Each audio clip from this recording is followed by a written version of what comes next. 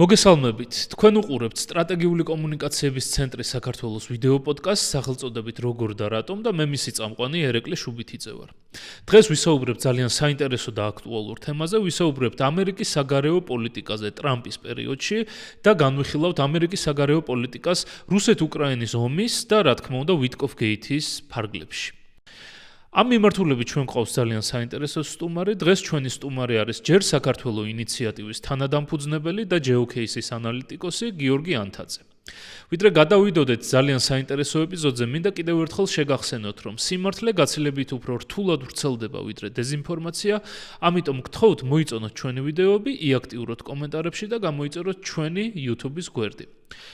თითოეული თქვენი ინტერაქცია ჩვენ გვეხმარება ხმა მივაწვდინოთ, რაც შეიძლება მეტ ადამიანს. ამიტომ კიდევ ერთხელ გთხოვთ, რომ მოიწონოთ ჩვენი ვიდეოები, იაქტიუროთ კომენტარში და გამოიწეროთ ჩვენი, საინფორმაციო თავდაცვის ლეგიონის YouTube-ის გვერდი. დიდი მადლობა, რომ გვიყურებთ. დიდი მადლობა გიორგი სტუმრობისთვის. დღეს ძალიან საინტერესო თემაზე შევიკრიბეთ, როგორც თქვი. ძალიან დიდი უნებათა ღელვა მოყვა ამერიკის განცხადებას უკრაინის სამშვიდობო გეგმასთან დაკავშირებით და ვფიქრობ ამ პერიოდში, როდესაც ხალხი ძალიან დაძაბული არის, ძალიან ბევრი რაღაცა ცვლილებები არის საერთაშორისო დონეზე და გარკვეულად რაღაც ცვლილებებზე მე და შენაც ვისაუბრეთ, ასე ვთქვათ, რამდენიმე ეპიზოდში.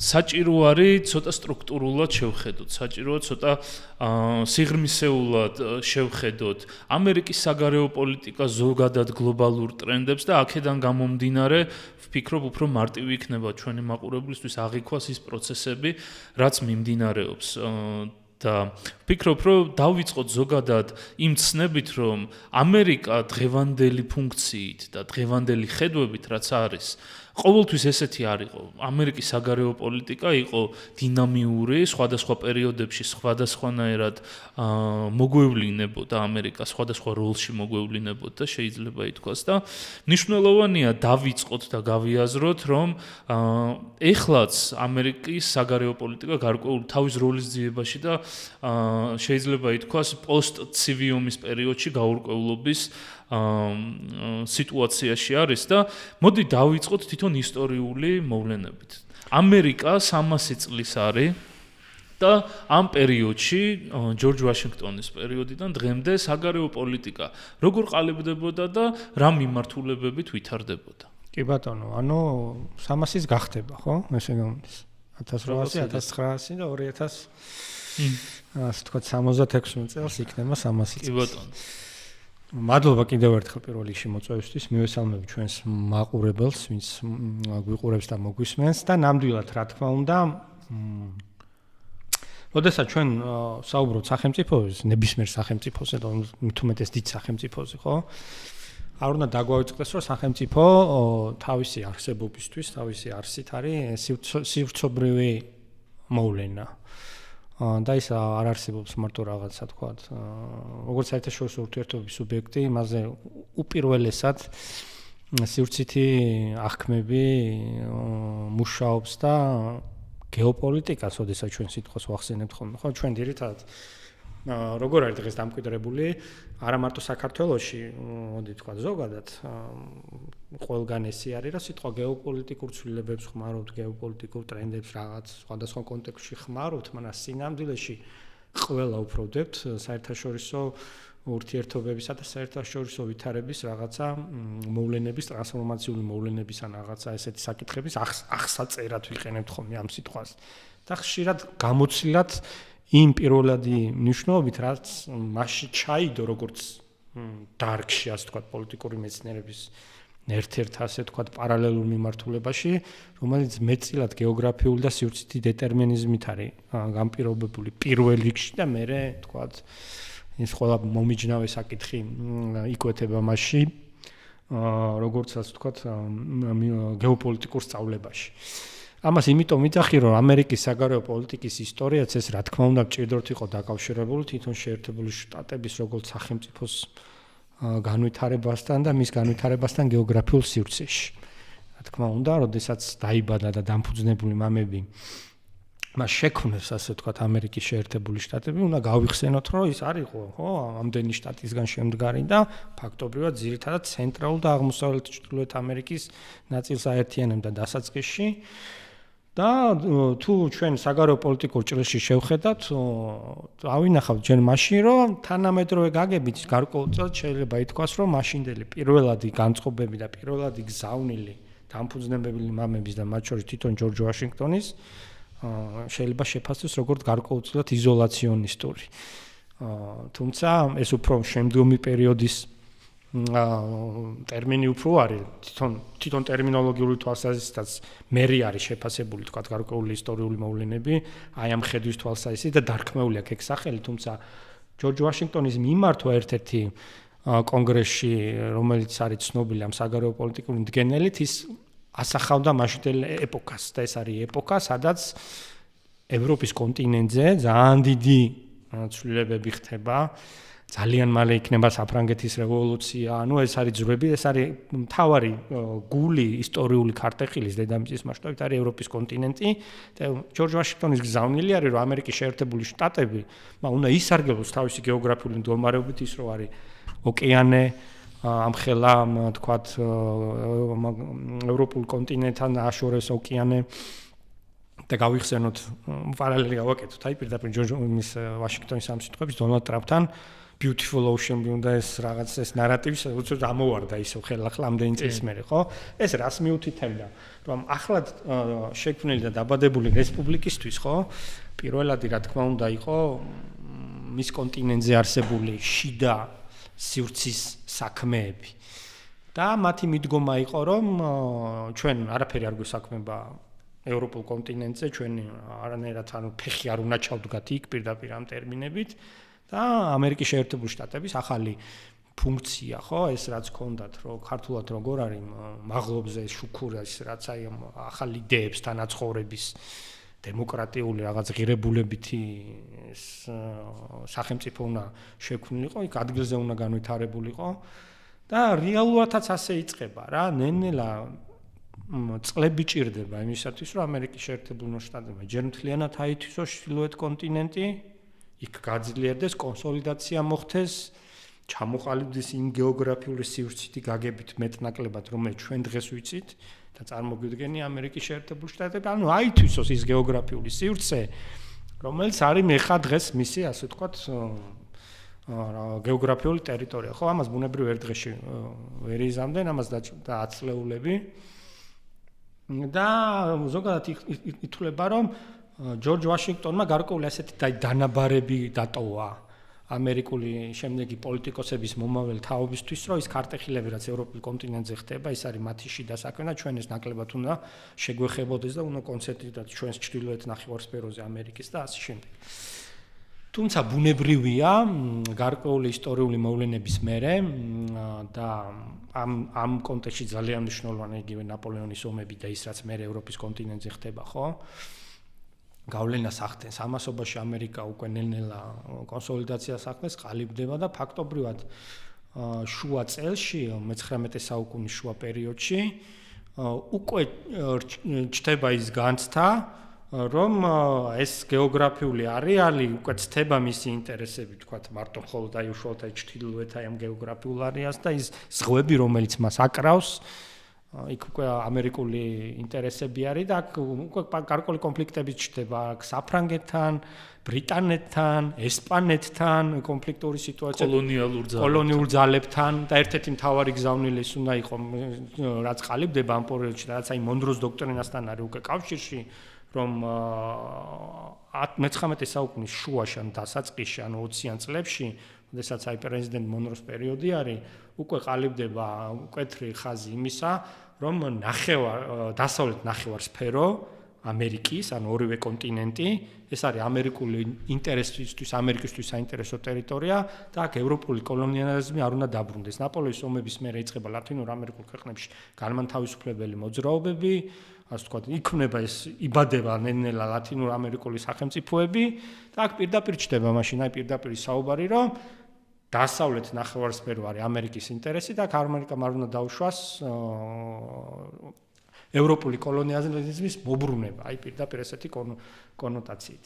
თან ეს ის პერიოდია, როდესაც უკვე ამერიკის ინტერესებთან მიმართებაში, ანუ გეოპოლიტიკურ, გეოსტრატეგიული ხედვები ყალიბდება და აქ არის ძალიან მნიშვნელოვანი გეოპოლიტიკური თეორიისთვისაც, მაგალითად იგივე ალფრედ მეხენის როლი, რომელიც იყო საზღვაო, ასე ვთქვათ, იდეოლოგიის ფუძემდებელი, რომელიც ამბობდა, რომ ამერიკის ინტერესი არის ზღვები, ის ოკეანები, რომელიც გარს არტყავს, ამერიკა არის საზღვაო სახელმწიფო და მის ინტერესებში არის, რომ უზრუნველყოს საზღვაო სავაჭრო გზების უსაფრთხოება, დაცულობა, უნდა ითანამშრომლოს ბრიტანეთის იმპერიასთან და უნდა აკონტროლოს ჩინეთის, იაპონიისა და გერმანიის კონტინენტური ამბიციები. აი პირდაპირ ესეთი დანაბარები არის. ანუ ეს მაშინდელი სახელმწიფო, რომელსაც ის ხედავს, რომ პოტენციალი, რომელსაც ეს არის შუა პერიოდი არის მე-19 საუკუნის ზუსტად და აი მონროს დოქტრინა, ერთ-ერთი მონრო ეს არა, ერთ-ერთი იდეოლოგ ხარდაჭერითაც ითვლება თვითონ მეხენი აი მისი პრეზიდენტობის პერიოდის და მერე შემდგომ პრეზიდენტი მაკინლი, რომელიც ასე ვთქვათ, პირველ კონფლიქტში შედის ერთ-ერთი კუბის საკითხის ირგვლივ ესპანეთთან ხო არის აიგივე იდეოლოგიის უკვე პრაქტიკული რეალიზაციას ითხრებს რა ისინი უკვე სამხედრო გზით იწყებენ აი ამ ტერიტორიულ საკითხებში ჩარევას და ესეც არ არის შემთხვევითი რომ მაკინლი ტრამპმა აი ამ თავის გრენლანდიაზე და აი ამაზე და პანამაზე ამ რიტორიკის დროს ერთ-ერთი პირველი ბრძანება რაც გაიოსა თეთრ სახში დაბრუნების მერე იყო ამერიკის უმაღლეს მწვერვალს რომ რაშფორტი ისე დაუბრუნა ეს რა ქვია მაკინლის სახელი იმიტომ რომ ამერიკულ აღქმაში ეს არის ერთ-ერთი სიმბოლო აი ამერიკული ამ უკვე რეგიონალური გეოპოლიტიკური ამბიციის ჯერ კიდევ იზოლაციონისტური იმ თვალსაზრისით რომ ეს გულისხმობდა აქცენტირებას დასავლეთ ნახევარსფეროზე და ეს ევროპული კონტინენტი მაინც ავტონომიურ რეჟიმში განიხილებოდა და ეს ჭიდილი სულ იყო ამერიკის შეერთებულ შტატებში მარკ ტვენი არის ცნობილი მაგალითი იმის როგორ კამპანიურ ასე ვთქვათ საპრეზიდენტო და ამ არჩევნების დროს ერთ-ერთი არჩევნების როგორ ხარს უჭერდა ანტი ესე ვთქვათ ამერიკული იმპერიალიზმის წინააღმდეგ იდეოლოგიას რა რომ ამერიკა არ უნდა ყოფილიყო იმპერიული სახელმწიფო და არ უნდა წასულიყო თქვათ რაღაც ევროპული კოლონიალური პოლიტიკის მსგავსად და აშშენებ თუმცა ისტორია თავის ხრივ მოვლენებმა განაპირობა ის რომ ამერიკა სულ უფრო და უფრო ფართო არეალზე ჩართულიყო ამ მოქმედებებში და ბუნებრივია ის მე რაც მე-19 საუკუნის მიწურულს ხდება ხო ეს არის უკვე 1898 წელი, როდესაც აი ესპანეთთან ომის შემდგომ ის პირველად ეუფლება პუერტო-რიკოს, ფილიპინებს და გუამს. წყნარ ოკეანეში, სადაც აი უკვე მისი ასე ვთქვათ გლობალური ამბიციები პირველად იწყებს აი დიდ პლანეტარულ მასშტაბით გამოსვლას. რა მიუხედავად იმისა, რომ ეს არის ბრიტანული იმპერიის პერიოდი, ხო? რა თქმა უნდა, მაგრამ აი ამერიკა იწყებს უკვე თავისი ინტერესის სფეროების მონიშნას და ძალიან მნიშვნელოვანი არის, რომ იდენტიფიცირება აი მეხენის დანაბარების არ იყო, რომელსაც ძალიან დიდი გავლენა იქონია სამხედრო სტრატეგიულ აზროვნებაზე ამერიკის შეერთებულ შტატების და მოდი ვთქვათ, თუნდაც გეოპოლიტიკური აზროვნების ჩამოყალიბებაზე დიდ ბრიტანეთთან ერთად განიხილავდა აი ამ იმაში, იმიტომ რომ ორივე ანგლოსაქსური მას რო ეძახიან, ხო, რასაც უყვართ გეოპოლიტიკურ თეორიებში საუბარდო რუსებს უყვართ, დუგინს უყვართ კონკრეტულად მაგალითად ამ ტერმინის ხმარება ხოლმე, სწორედ იმ სახელმწიფოებს მოიაზრებს თავის პირველ რიგში დიდ ბრიტანეთს და ამერიკის შეერთებულ შტატებს, როგორც აი საზღვაო იმპერიებს, რომლებიც აი გარე ნახევარმსფეროზე, ასე ვთქვათ, ეგრეთ წოდებულ მაგაზე ქვემოთ ვისაუბროთ, გეოპოლიტიკურ თეორიებში ზღვების მბრძანებლები არიან რა, ასე რომ ვთქვათ. და აი მე-19 საუკუნიდან, ხო, აი თეოდორ რუზველტის პერიოდიდან იწყება ამერიკის რეალური საზღვაო ძლიერებაც, ეგრეთ წოდებული დიდი თეთრი ფლოტის მშენებლობა, რომელსაც დემონსტრაციულად ატარებენ აზიურ ქვეყნებში და საკუთარი სამხედრო ძლევამოსილების საჩვენებლად და ნელ-ნელა აი ეს დისკუსი, რომ უნდა ჩვენ მეტად ჩავერიოთ გლობალურ მოვლენებში, აი ამ პერიოდშიც უფრო ძლიერდება და ფეხს იკრებს რა. ამბიციები გაიზარდა, ხო? ნუ, იმიტომ რომ პირველად თვითონ რუზველტიც ხო ის არის, ხო, ვიცე-პრეზიდენტი იყო და მაკლინის ყლელობის მერე ხდება ეს რა ქვია პრეზიდენტი და მერე კიდე კენჭს იყრის და იგებს არჩევნებს და ეს ის პერიოდია რომ რეალურად ბრუნდება რა აი მასშტაბით ას არის პანამის მე მშენებლობის არქივშენებლობის პერიოდი დაახლოებით და იკურება ამერიკის შეერთებული შტატების გარშემო ეს საზღვაო სახელმწიფოს გარშემო იკურება იმის ხედვა რომ ისინი უფრო და უფრო განიან პლანეტარულ მასშტაბს. შესაბამისად მათი ინტერესები უკვე ინაცვლებს ამერიკის ფარგლებს მიღმა, თუმცა ეს აი მართლა დამფუძნებელი მამების ეს ხაზი რა ჯობია ხოლმე დავრჩეთ ჩვენ კონცენტრირებულები ჩვენ იმაზე რა ქვია უახლოეს ტერიტორიულ წყლებზე თუ დიდ მასშტაბებზე გავიდეთ, მუდმივი დისკუსია არის სხვადასხვა ასე ვთქვათ ამპლიტუდით მთელი ამერიკის ისტორიის განმავლობაში, მათ შორის მეორე სოფლიო ომის პერიოდშიც ხო აქამდეც მივათ რა. მე ხა ძალიან მნიშვნელოვანი გამოსაყობი პერიოდია ვილსონის პრეზიდენტ ვილსონის პერიოდი, იმიტომ რომ პირველი სოფლიო ომის პერიოდი დაახლოებით ეს, იმიტომ რომ ის ითვლება ან ერთა ლიგის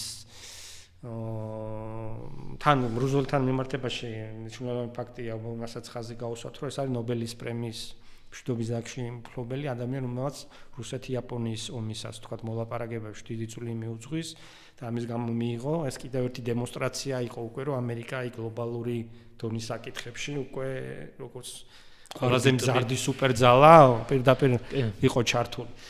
ვილსონის დროს იწყება ფაქტობრივად დასაბამი მცდელობა საერთაშორისო ლიბერალური ინტერნაციონალიზმის რაც ქვია, საერთაშორისო ურთიერთობების დემონსტრირება, რაზეც საუბარი არის, რომ შეიქმნა საერთაშორისო ურთიერთობების უკვე ნორმატიული სისტემა, სადაც სახელმწიფოთა შორისო ურთიერთობები არა მარტო არის თქვა ძალისმიერი რეალიზმის და ძალთა ბალანსის ჭრილში იქნება განხილვა, არამედ საერთაშორისო ნორმატიული სამართალი ამ კონფლიქტებს დაარეგულირებს და ეს ვილსონის პრინციპები, ხო, სწორედ აი ამის იმპლემენტაციის პირველი მცდელობა არის და აი ამ ღირებულებების პოლიტიკის შემოტანა საერთაშორისო არენაზე, სწორედ ესე გამოკვეთილად ინსტიტუციონალური მიდგომის თვალსაზრისით მას მიეწერება და აი აქ ჩნდება ამერიკის როლი, როგორც ასე ვთქვათ, პირველი ფიქრი იმაზე, რომ ასეთ ინსტიტუციონალურ მიდგომას წესრიგის უზრუნველყოფა ჭირდება, ანუ ჟანდარმი ჭირდება საერთაშორისო მასშტაბით და პრინციპში პრობლემა ერთა ლიგის სწორედ ის იყო, რომ იმ კონკრეტულ ისტორიულ კონტექსტში ვერ შეიქმნა მექანიზმი, რაც ამ პრინციპების დაცვას უზრუნველყოფდა, ხო? და ამან საბოლოო ნიშნით გარკვეულწილად მეორე სოფლიო ომის პერიპეტიებამ მიგიყვანა და თვითონ მეორე სოფლიო ომის პერიოდშიც მიუხედავად იმისა, რომ ისე მძლავრი იყო ამერიკის შიდა პოლიტიკაში იზოლაციონური მიდგომა, რომ ეს ევროპის ომებში ჩვენ არ ვერთვებით, არ გვინდა პირველ სოფლიო ომშიც მოუწია ჩართვა და მეორე სოფლიო ომში ეს ომი მაინც მივიდა მასთან პერხალბურით, იაპონიის ამბიციებით და კიდევ ერთხელ გავიხსენოთ მეხენის სიტყვა, დანაბარები, რომ თვალიადევნით იაპონიას, იმიტომ რომ ეს მისი ლოგიკური მსჯელობა იმაზე, რომ ხმელეთის ღერძული სახელმწიფოებმა, რომელსაც ყველაზე დიდი გეოპოლიტიკური მძლავრი პოზიციონირება აქვთ, ხო? თუ მათი ამბიციები გაიზრდება, ის აუცილებლად დაეჯახება ამერიკის შეერთებული შტატების ინტერესებს და ეს მოხდა იაპონიის შემთხვევაში. იმიტომ რომ გეოპოლიტიკურ თეორიაში მთავარი ერთ-ერთი, ასე ვთქვათ, რა დავარქოთ, ნარატივი, რაც არის, ეს არის ისტორიული დუალიზმი. ანუ დაპირისპირებულობა, ეგრეთ წოდებულ ხმელეთისა და ზღვის ნომოსებს შორის, ანუ ხმელეთისა და ზღვის სახელმწიფოებს შორის ეგრეთ წოდებულ ეს არის თელულოკრატია ქვია და თალასოკრატია, მიწისა და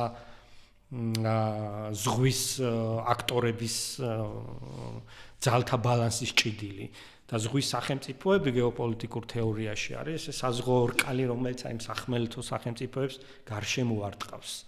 ეს იყო პირველ რიგში ბრიტანული იმპერია, მერე ამერიკული, ასე ვთქვათ, სცენაზე გამოსვლა და ბრიტანელებთან ერთად ეს არის აი საზღვაო სახელმწიფოების მიერ დანახული გეოგრაფია, დედამიწა და მათ აი ამ თეორიაში მათთვის თავარი საფრთხე იყო აი ღერძული სახმელეთო სახელმწიფოების კავშირი ან აღზევება ისე რომ არ დაეშვათ რომ ამან შეიძლება მე ეგზისტენციალური საფრთხე შეუქმნას თქვათ ამათ კავშირს და ეს ისტორია ერთხელ უკვე იწვნია, იმიტომ რომ ეს დუალიზმი როგორც აღნიშნეს არის აი იქნება თუ აი ამ საზღვაო ძლიერების დაპირისპირება დედამიწის გეოგრაფიულ ღერძთან, მაკინდერის თეორიები, ევრაზიონიზმი, ეს ყველაფერი არის ხმელეთის თეორიები, ხმელეთის სახელმწიფოების თეორიები და აქეთ ეს ყველაფერი უპირისპირდება აი ამ საზღვაო ნომოსს რა, სავაჭრო გზებს, ამ კომუნიკაციების გახსნილობას, იმიტომ რომ ზღვაზე დამოკიდებული სახელმწიფო იმპერია გნებავთ, რაც გინდა და არ ვთქვათ, ძალა, ხო, ის არის იმასთვის სასიცოცხლო მნიშვნელობა აქვს ვაჭრობას და სავაჭრო გზების და კომუნიკაციების გახსნილებას, იმიტომ რომ მისი სიძლიერე ამას ეფუძნება. და ამას სჭირდება უზარმაზარი ფლოტი. უზარმაზარი ფლოტი, უზარმაზარი კომერციული სახსრები, საფინანსო სისტემა შესაბამისი და ასე შემდეგ და ასე შემდეგ. ხო და მეორე სოფლიო ომის პერიოდში რაც მოხდა ორი სახმელთო ღერძული სახელმწიფოს გაერთიანება გარკვეულ პერიოდით, ხო, მე გულისხმობ გერმანიას საბჭოთა კავშირის პაქტმა იაპონიასთან ერთად ისეთი ძლიერებას მიაღწია, რომ გარკვეულწილად ეგზისტენციალური საფრთხე შეუქმნა მანამდე ამ საზღვაო იმპერიების იმ მომენტში ბრიტანეთს და მე შემდეგ ამერიკის მასთან ერთად ამერიკული შეერთებული შტატების ინტერესებს, ხო? სხვათა შორის ამ თეორიებში ეს ხაუსჰოფერი მაგალითად ამ გეოპოლიტიკური თეორიების ერთ-ერთი სახმელთო გერმანული სკოლის წარმომადგენელი, რომელიც თანამედროვე იყო ამ მოვლენების, ხო? როდესაც გერმანია საბჭოთა კავშირს თავს დაესხა, ნუ ეს ქონდა ასე ვთქვათ, შოკში ჩავარდა, იმდენად არასწორ ნაბიჯად მიეჭდა ეს ითვლება, ასე ვთქვათ, სიმპათაიზერად, ასე ვთქვათ, გერმანული იმ რეიხის, რაც მაშინ თქვა ჰიტლერის დროს იყო, ხო, მესამე რეიხის, იმიტომ რომ ფიქრობდა, რომ ასე თქვა გერმანული გეოპოლიტიკური სკოლა, რასაც უყურებდა, იმის რაღაცა რეალიზაციის საშუალება იყო მესამე რეიხი, თუმცა მას შემდეგ რაც სწორედ იმ თეორიების საწინააღმდეგოდ ის საბჭოთა კავშირს, როგორც აი ევრაზიული ცენტრიზმის ძალას დაეჯახა, ის ფიქრობდა, რომ ეს გერმანიას კოლაფსისკენ მიიყვანა და კატასტროფით დამთავრდებოდა და მე თვითმკვლელობითაც დაამთავრა, შედების დადგა და თვითმკვლელობით დაამთავრა, ხო, ჯერ სიცოცხლე მერე მან და ანუ ამ ყველაფერს ახლა რატომ უსვავ ხაზს, იმიტომ რომ აი ეს გეოპოლიტიკური ხედვა, სივრცის გეოგრაფიული ხედვა ყოველთვის მნიშვნელოვანი იყო და ყოველთვის იყო მსჯელობაში, აკადემიურ, თეორიულ თუ სამხედრო სტრატეგიულ მსჯელობაში, აი ამ ყველა იმ აქტორ სახელმწიფოებში, რომელიც ყოველთვის დედამიწის ბედს განსაზღვრავდნენ რა.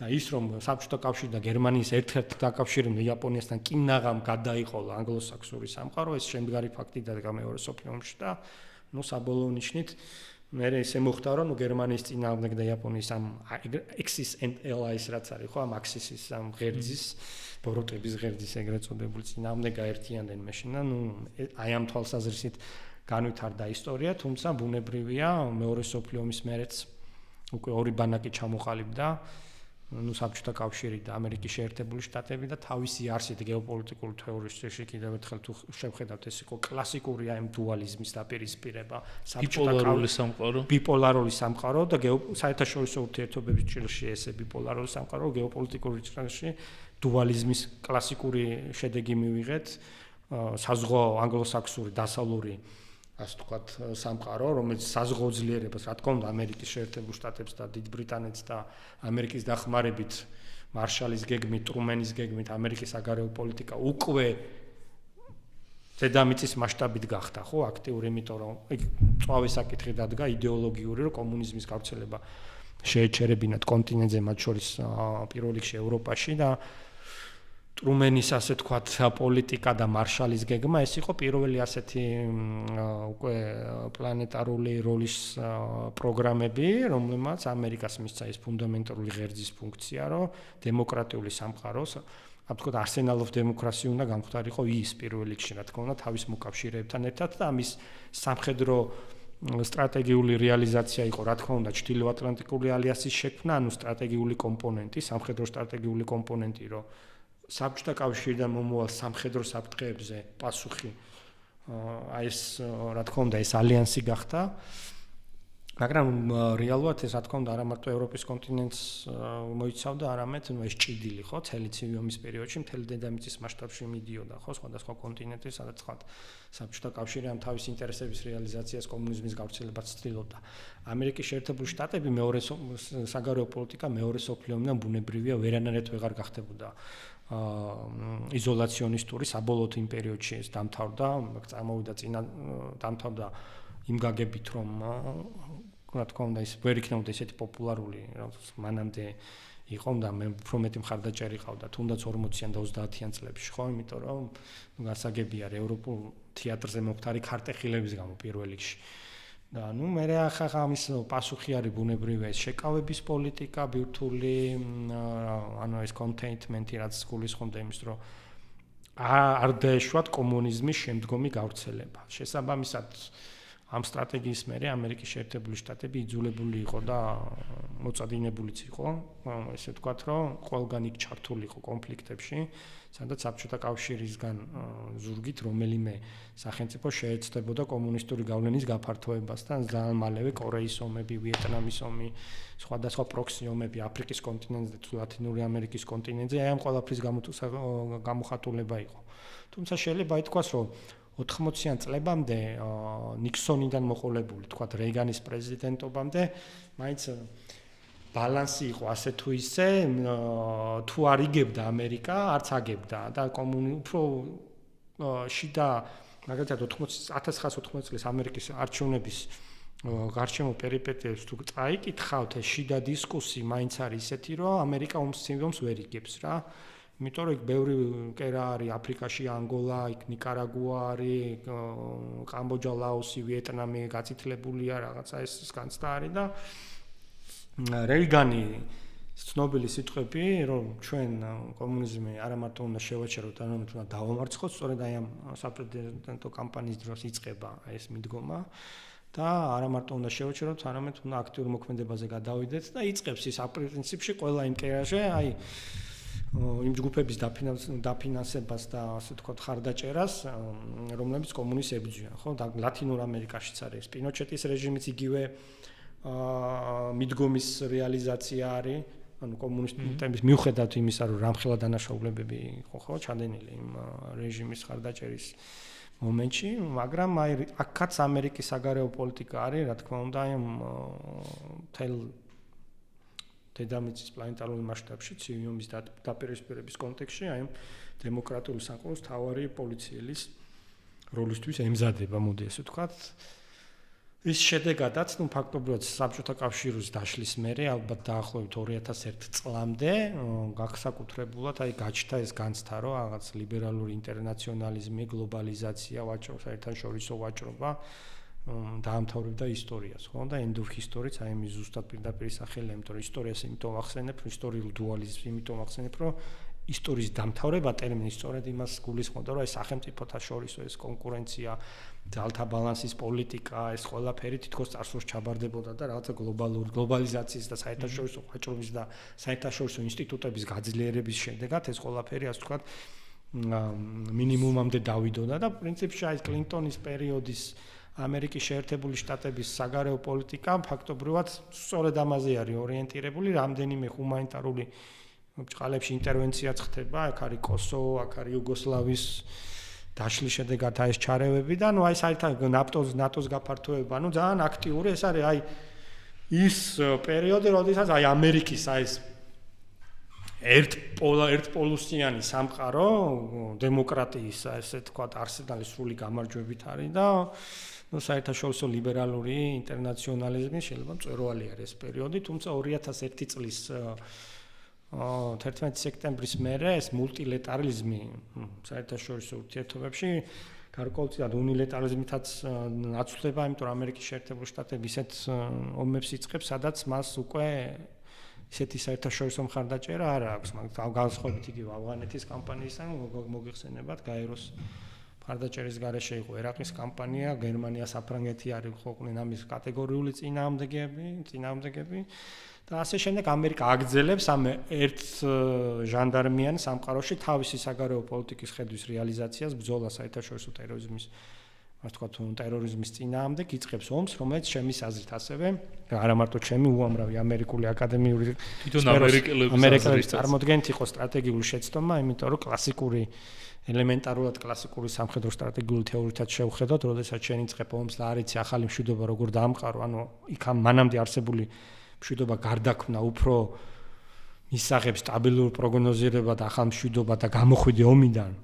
ისე რომ არ დატოვა სტრატეგიული ქაოსი, თუ შენ ამას ვერ ახდებ და ისე იწყებს სამხედრო კამპანია, საბოლოო ნიშნით ეს გარკვეულ ავანტიურისტულ შინაარს ატარებს და პრინციპში ეს ორივე ომი როგორც დამთავრდა ძალიან კარგად გვახსოვს.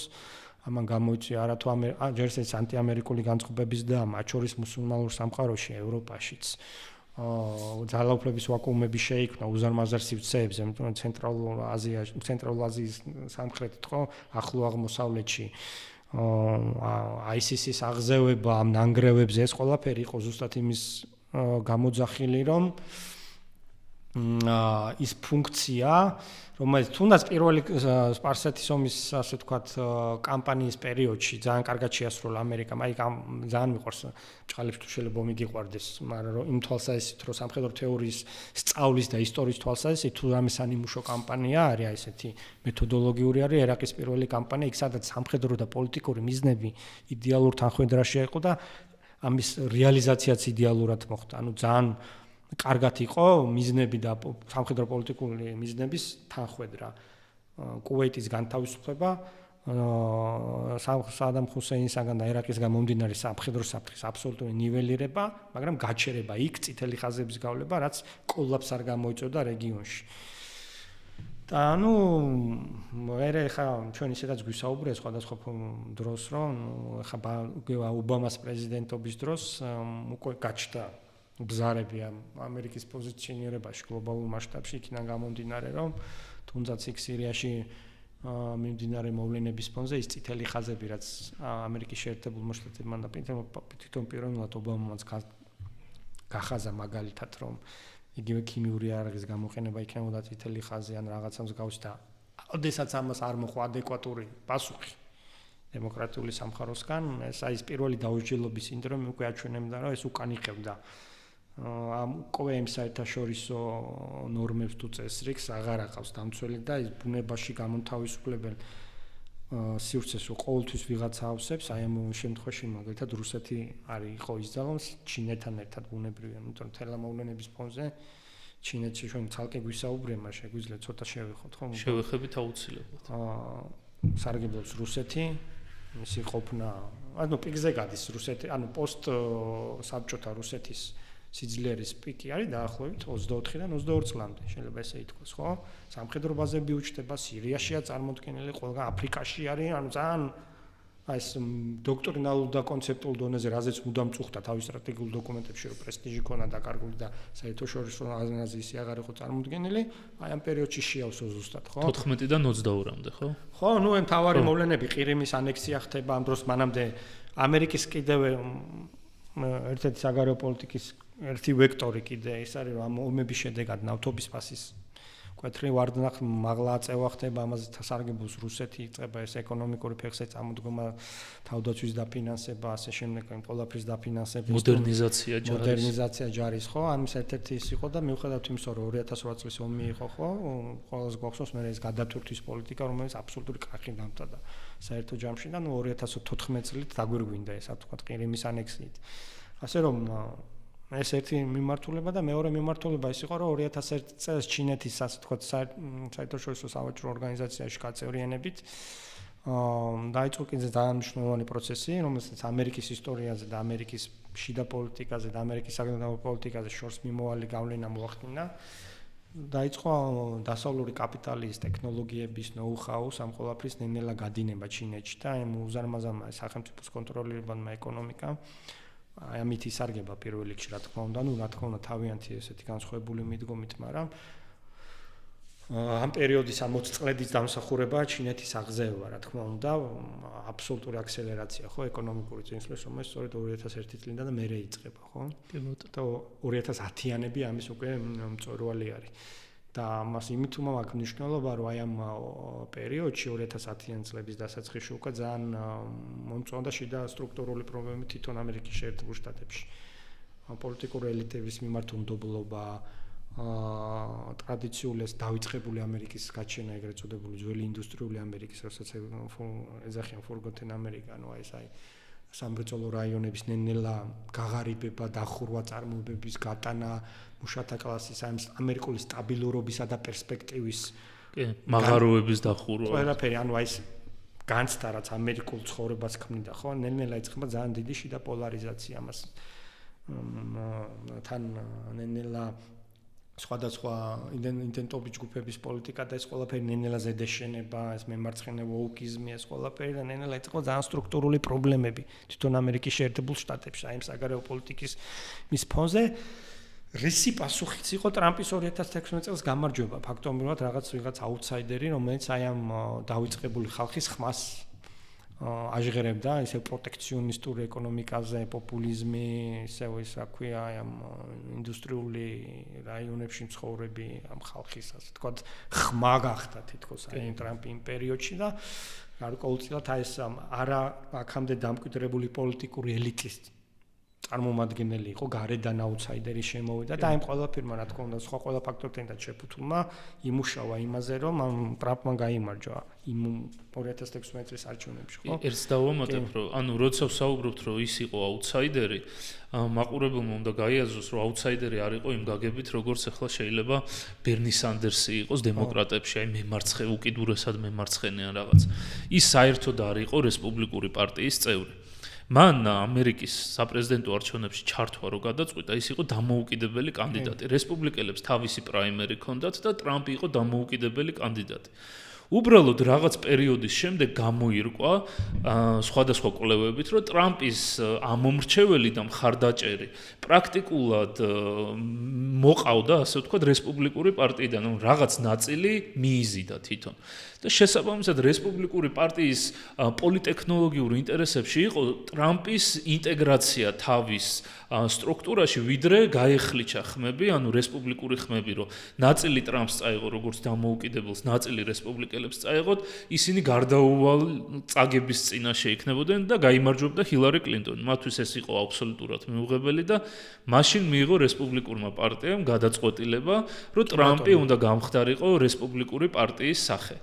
შესაბამისად მან პრაიმერი მოიგო და არჩევნებიც მოიგო, რამაც კონსოლიდაცია გააკეთა მისი როგორც რესპუბლიკური პარტიის ლიდერის კონსოლიდაცია, მაგრამ არ უნდა დავივიწყოთ, რომ ტრამპს არანაირი გზა პოლიტიკური არ აქვს გავლილი და ამაზე ცოტა მოგვიანებითაც ვიტყვი, როცა ვისაუბრებთ უკვე უშუალოდ გადაწყვეტილების მიღების პროცესზე.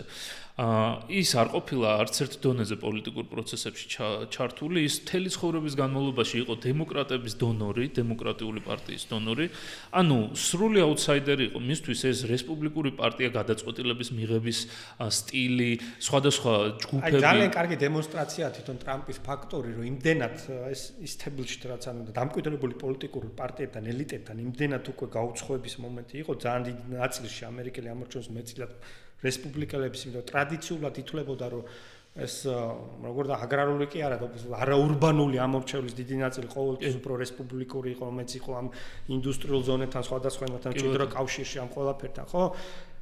აი ზუსტად იმას აჩვენებს, რომ შიდა სტრუქტურული პრობლემები იმდენად მომწიფდა, რომ აი გარე ადამიანი, გარე აქტორი გამოიჩეკა, ასე ვთქვათ, ძალიან ბუნებრივად და ამ სტრუქტურული პრობლემის ეკონომიკური პლასტი მდგომარეობს იმაში, რომ ეს დეინდუსტრიალიზაცია ამერიკის შეერთებული შტატების, ხო? აისახა უკვე ეკონომიკურ სიტუაციაზეც და ნელ-ნელა ეროვნული ძალაუფლების ინსტრუმენტები, რომელსაც ნებისმიერ სახელმწიფოს გააჩნია ეკონომიკური, დიპლომატიური, სამხედრო, დემოგრაფიული და ასე შემდეგ, რის მეშვეობით სახელმწიფო თავის ინტერესების რეალიზაციის ახორციელებს, ხო, გარკვეული სიმყიფე იყო უკვე ამაში, იმიტომ რომ ამდენი ომების მერე თუნდაც, ხო, გადაღლა ამხელა კამპანიებით, ამხელა სამხედრო ხარჯებით, ხო? ამან უკვე გავლენა იქონია საგარეო პოლიტიკურ ხედვაზეც და განწყობებს, იმიტომ რომ ამასობაში ესეთ აღმოცენებულ ჩინეთთან კონკურენციისთვის აღმოჩნდა ამერიკის შეერთებული შტატები, რომ წმინდა სამხედრო თვალსაზრისით არ არის მზად.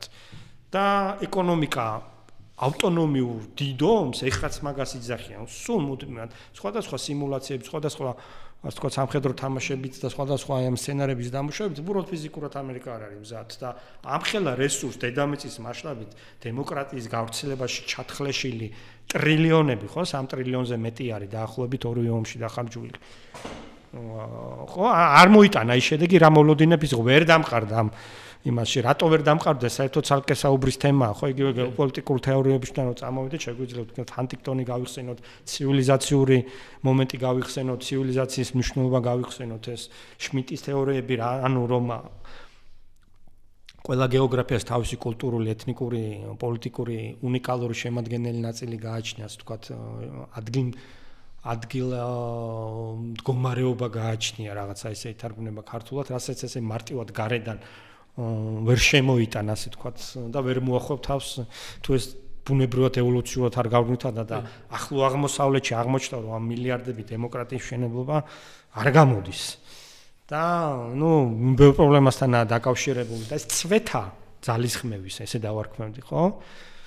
განაპირობა ის, რომ ელემენტარულად აი ჩინეთისთან წინაშე ამასობაში, რომელმაც ამ ინდუსტრიისთვის საჭირო, თანამედროვე ტექნოლოგიებისთვის საჭირო, დღეს თანამედროვე ეკონომიკისთვის საჭირო ეკონომიკური სიმძლავრეების ამის 80% აკონტროლებს, მაგალითად კრიტიკული მინერალების, როგორც იგივე უკრაინის კონტექსტში ესე მნიშვნელოვანი გახდა, ხო, რესურსების წარმოების, ნედლეულის, მოპოვების აბსოლუტურ უმრავლესობას აკონტროლებს დღეს ჩინეთი და ბევრ კრიტიკულად მნიშვნელოვან სხვა ჯანდაცვის დარგის იქნება თუ ეკონომიკის სხვა სექტორებში და მნიშვნელოვან კომპონენტებს, რომ უცებ აღმოჩნდა, რომ აი ჩვენ ხშირად გვიღავს კრიტიკული ინფრასტრუქტურას, რასაც ვიზახთ, ჩვენთვისაც ნაცნობი ტერმინია, ხო? და ჩვენს გვიფიქრე ამაში ჩვენს წინა ცხოვრებაში, როდესაც საჯარო სამსახურებში ვიყავით, საქართველოსთვის კრიტიკული ინფრასტრუქტურას დაუცველი იყო ამის ამოქაჩვას. ბარემ რახან ეხავს საუბრობთ, ეხა ვეთქვათ, ხო? იგივე ტრამპის დანაბერი და ბაიდენის ადმინისტრაციამ დაიწყო იგივე ხელოვნური ინტელექტის ჩიპების წარმოების თვალსაზრისით, ნედლეულის თვალსაზრისით. ძალიან დიდი ჩამორჩენა აქვს და უზარმაზარ თანხებს გადიან, მაგრამ ამ ყოველფრის დაგროვებას და ანუ ვთქვათ, კუნთების ისევ ხელახლა აკრეფოს დაჭირდება 10 წლეულზე მეტი. კი. საუკეთესო შემთხვევაში შეიძლება 2-10 წლეულის დაჭირდეს. ამას თან ცალკე ევროპაც იგივე ცდილობს, ხო? შესაბამისად, ამერიკის საგარეო პოლიტიკა დღეს ვეღარ იქნება ლიბერალური ინტერნაციონალიზმის იდეალებით გამსჭვალული, გარდა იმის, რომ თვითონ სტრუქტურულად ამერიკის შიდა პოლიტიკაში არის პრობლემები დემოკრატიის თვალსაზრისით, იქნება თუ მეორე სხვა მიმართულებით, სახელმწიფო ასე ვთქვათ, აი რომ წყობას ვერ დავარქმევ, მაგრამ შიდა პოლიტიკური ასე ვთქვათ, ტრადიციული შტოების ეს ურთიერთობა, ხო?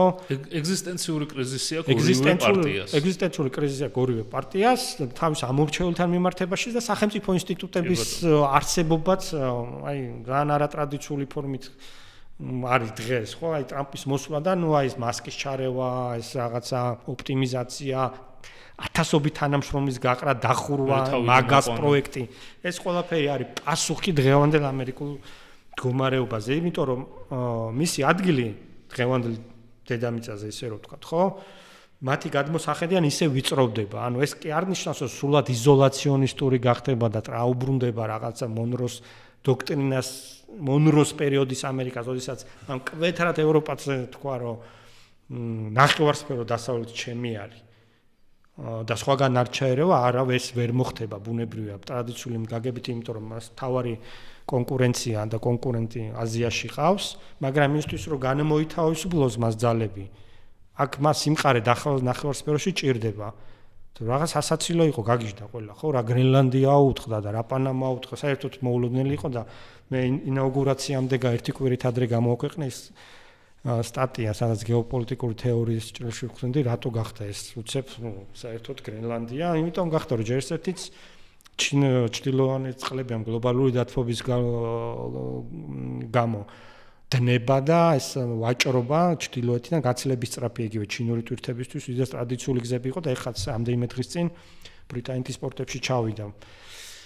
ჩინური ტვირთები ერთ-ერთი პორტიდან დიდი რაოდენობით, რაც გარკვეულ ეტაპად ჩაითვალა ისეთი არ ვთქვათ ნიუსი იყო რა, მნიშვნელოვანი რომ აი ჩრდილოეთის ზღვა როგორ გაიხსნა, ვთქვათ ეს მარშრუტი რა.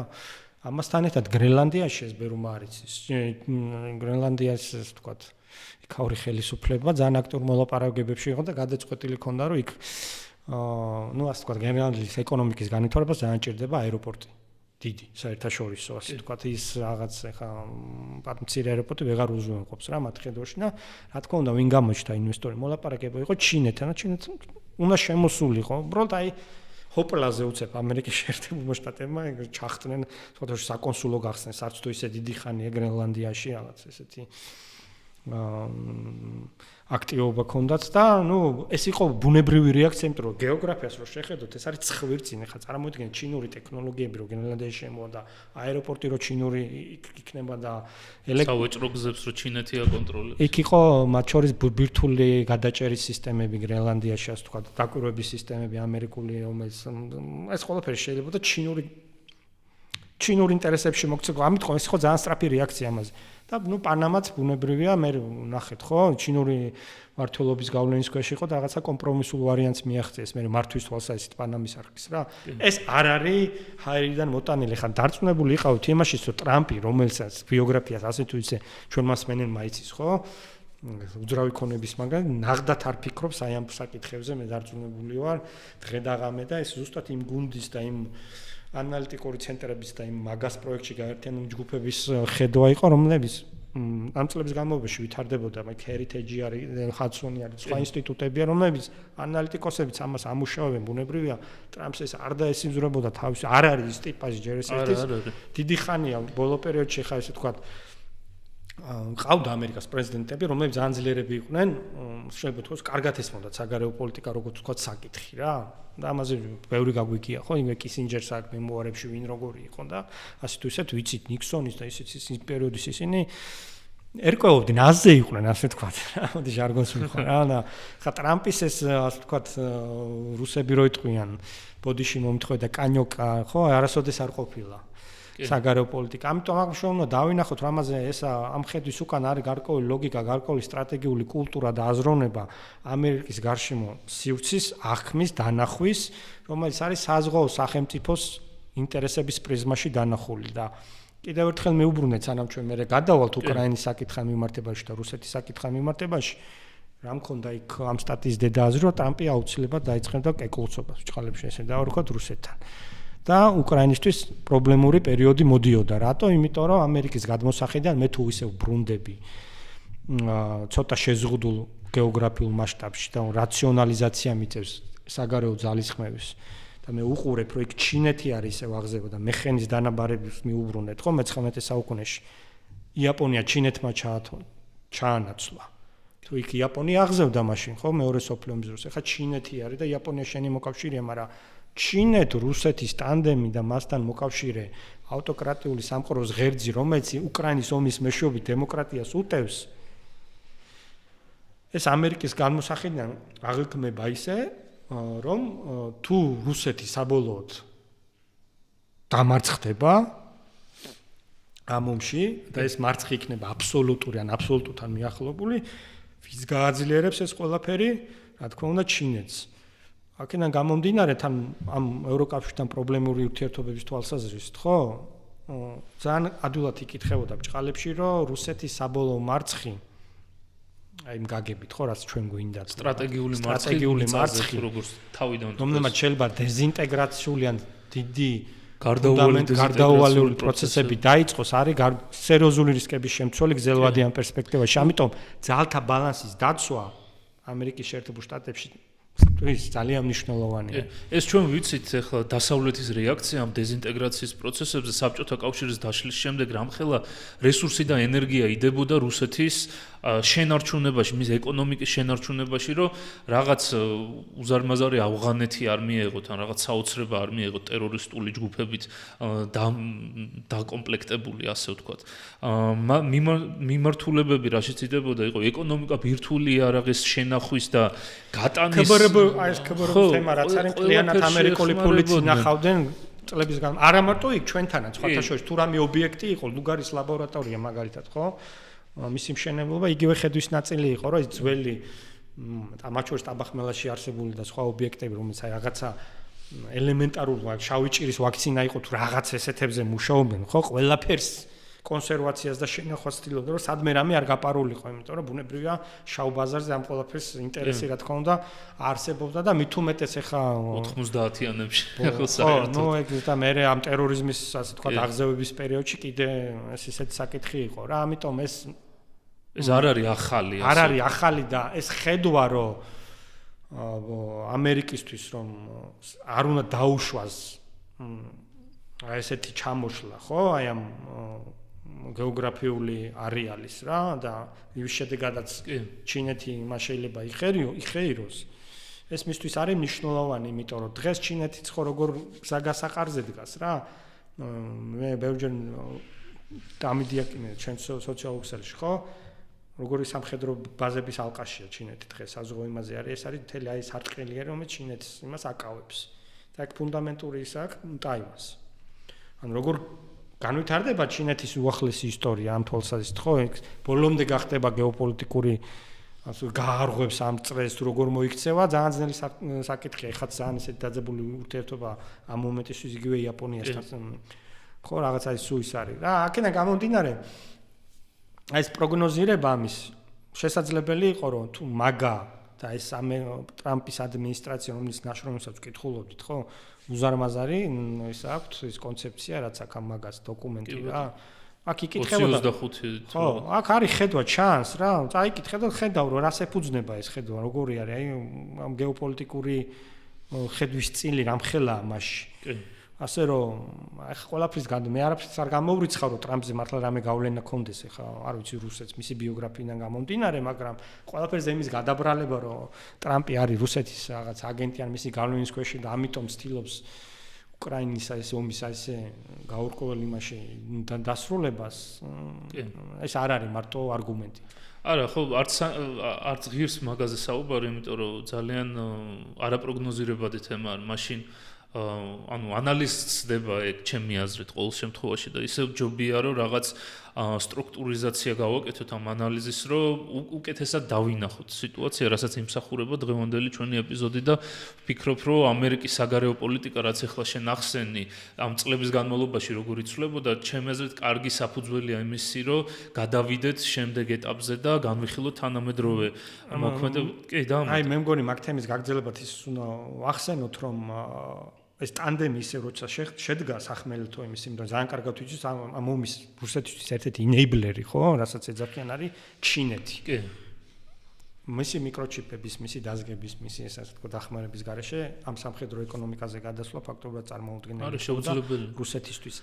უკვე ხედავს რომ ამ კავშირით რამხელა აი ისე ამ ორი სახმელეთო იმის რა ქვია დაკავშირებით რამხელა პრობლემები ექნება ამ ეგრეთ წოდებული ძველი დასავლეთ სამყაროს ხო ამ გენგნებავთ რა ვიცი საზღვაო მოდეს თქვა ნომოს თუ საზღვაო სახელმწიფოების ასე თქვა დანატოვარს მემკვიდრეობას და ევროკავშირიც ამ სიტუაციაში ფაქტობრივად ცდილობს რომ რაღაცა გეოპოლიტიკური ზონა შეიძინოს ხო თუმცა ის ინსტრუმენტები რაც ჩამოთვალე ხო სამხედრო ეკონომიკურ ჯერ არა აქვს ამისთვის ძალიან მოსუსტებული. როდესაც ჩვენ საუბრობთ იმაზე რომ ევროპას უცაბედი უაზრო პირობებზე ომის დამთავრება არ აწყობს ეს იმიტომ კი არ აწყობს რომ ბოროტეი მავნებლები არიან რომელსაც უნდათ რა იქ უკრაინელების სისხლი იღვრებოდეს იმიტომ რომ თუ ყიფე პირობებზე ეს დათანხმდებიან და აქ რუსეთი თავს იგზნობს რომ თავის მიზნებს აღწევს შემდეგი პოტენციური სცენარებისთვის რომელიც ალბათობა როგორც გინდათ ისე შევაფასოთ ხო ან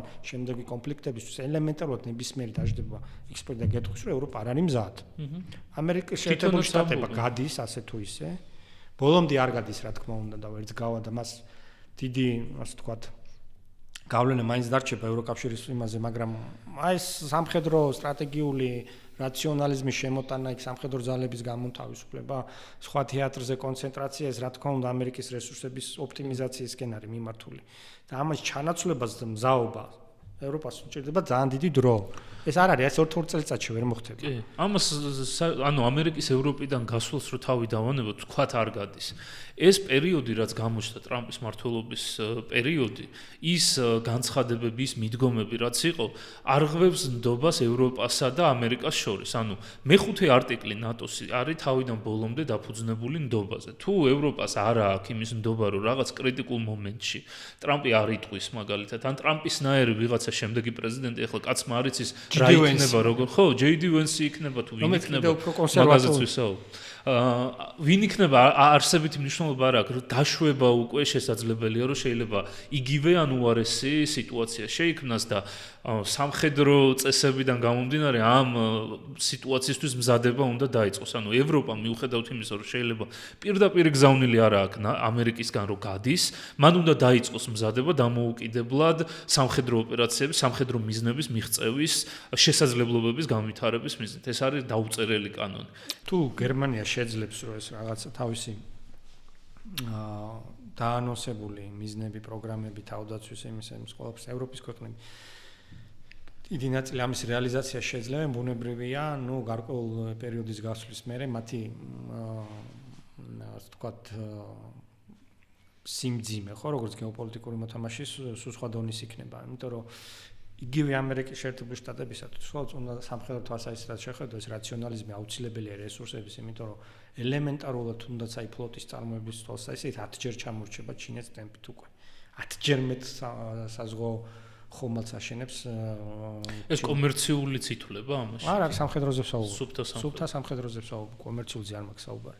ძალიან დიდი ციფრი არის, ძალიან დიდი ტემპი აქვს ჩინეთს და ამან სადღაც უნდა ამოხეთქოს ჭალებში რა.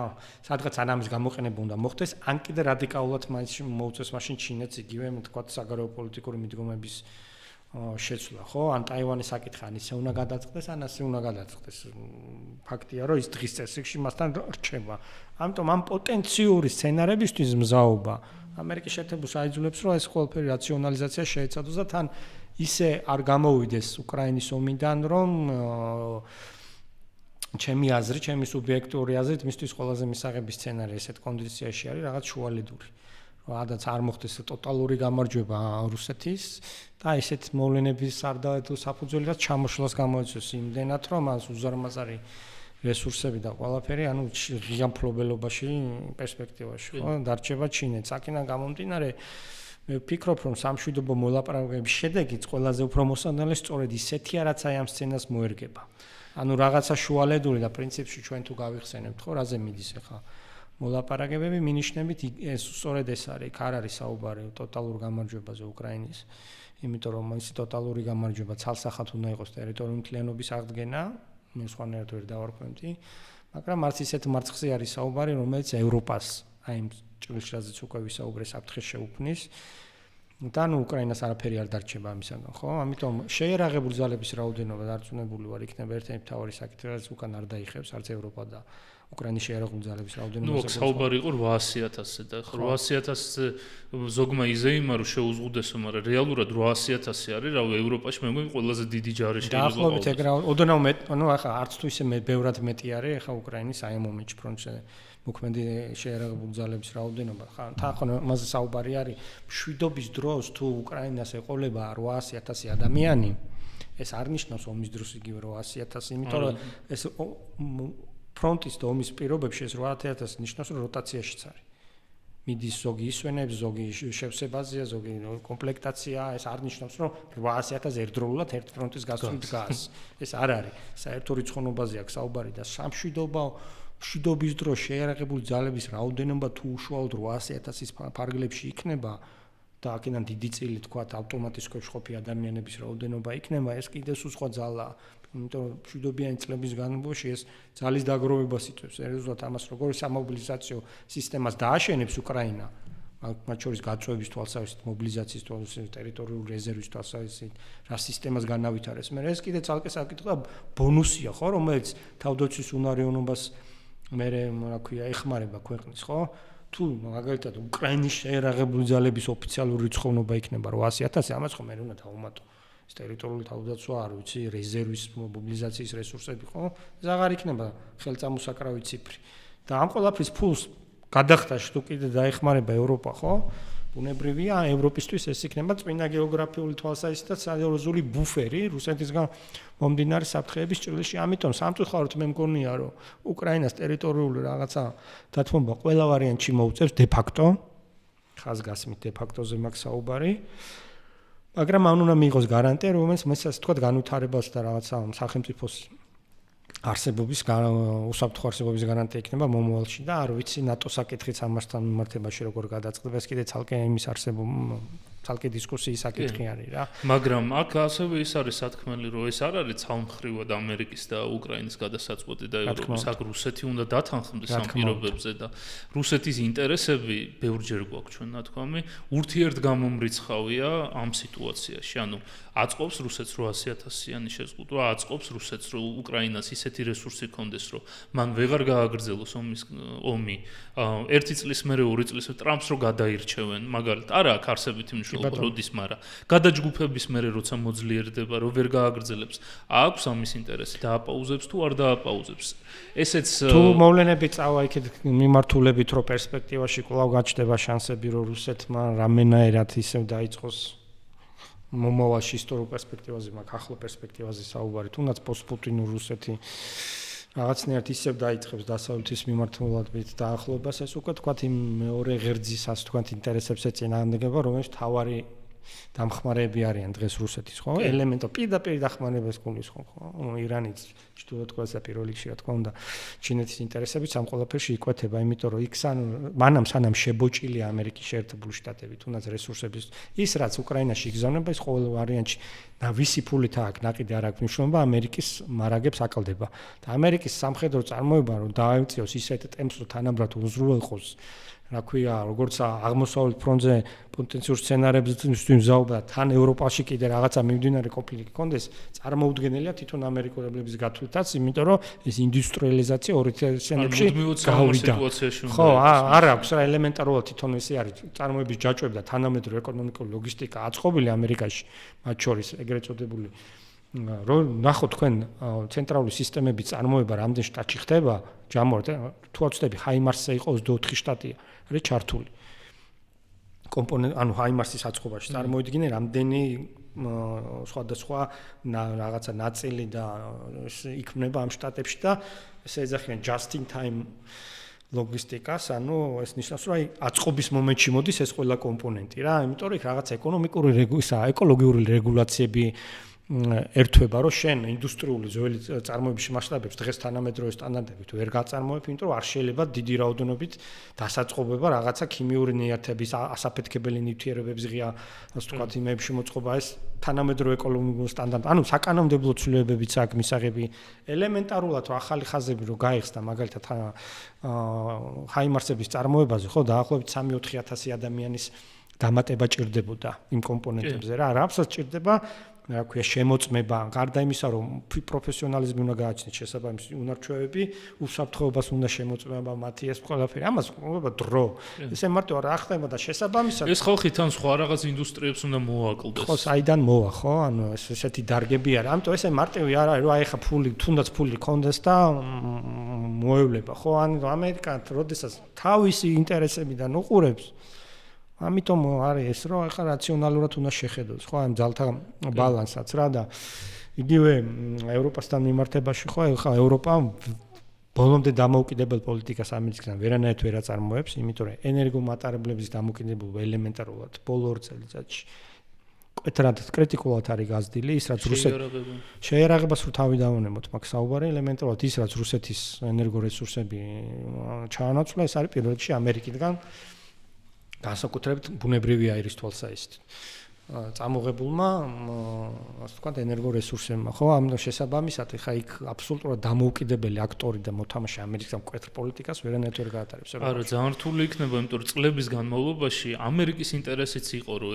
ევროპა რაც შეიძლება დამოუკიდებული ყოფილიყო ერთადერთი მე მგონი საფრანგეთი იყო სამხედრო თვალსაზრისით რო ვთქვათ ქვეყანა რომელიც უარს ამბობდა ამერიკული შეიარაღების შეტანაზე კი და ადგილობრივ წარმოებას ავითარებდა მაგრამ თვითონაც აღიარეს შემდეგ რომ ინდონეზია მაინც არისო რომ რაღაცა წინააღმდეგობა გაეწიათ რუსეთის შეჭრის ან რუსეთის ფართომასშტაბიანი ომისთვის მაგრამ მაინც იქ რაღაც საბაზისო თემები არის გერმანიაში ახლა პორშე და სხვადასხვა კომპანიები რომლებიც ადრე იყვნენ ჩართულები სამხედრო წარმოებაში ახლა ამბობენ რომ შეიძლება ისევ გადავიდნენ ანუ ეს პროცესია რომელიც ერთ დღეში და ორ დღეში ვერ მოხდება და არ მოხდება იმიტომ რომ ჩვენ ვიცით რომ რუსეთის აი ბუნებრივი აირზე უარის თქმის მერე ძალიან ბევრი სხვადასხვა მათ შორის განსაკუთრებით ქიმიურ მრეწველობაში არაერთი წარმოება დაიხურა გერმანიაში იმდენად თვით ღირებულება გაეზარდა შესაბამისად ამ სექტორების რაღაცა სამხედრო წარმოების ჩანაცვლება რა თქმა უნდა არის გამოსავალი მაგრამ ამას ისევ ჭირდება დრო და ისევ ჭირდება რესურსები ხო მათ შორის ადამიანური ესე მარტივი არ არის აქ არის წლებზე საუბარი აღარ მაქვს კრიტიკული მნიშვნელობის კომპონენტებზე საუბარი ჩიპების წარმოებაზე აი ხა ტაივანში რო რაღაცა ქნას ჩინეთთან ხო წარმოუდგინე მთელი წამყვანი ჩიპების 80% იქი წარმოება ამერიკა ძალიან აქტიურად ცდილობს აქსელერაცია მოხდა არიზონაში და იმაში ახალი ჩიპების ოჰაიოშიც ჩიპების ასე ვთქვათ წარმოების დანერგვას და მათ შორის მთავარი რომ წამყვანი ასე ვთქვათ, ტექნოლოგიების ის შეგეძლოს, ვთქვათ 2 და 4 ნანომეტრის წარმოება და არა 25 და 28, რა ვიცი, ხა უთოს ხო არ გინდა და რაღაცა. მარტო ავტომობილების წარმოებისთვის არ არის წამყვანი იმაზე.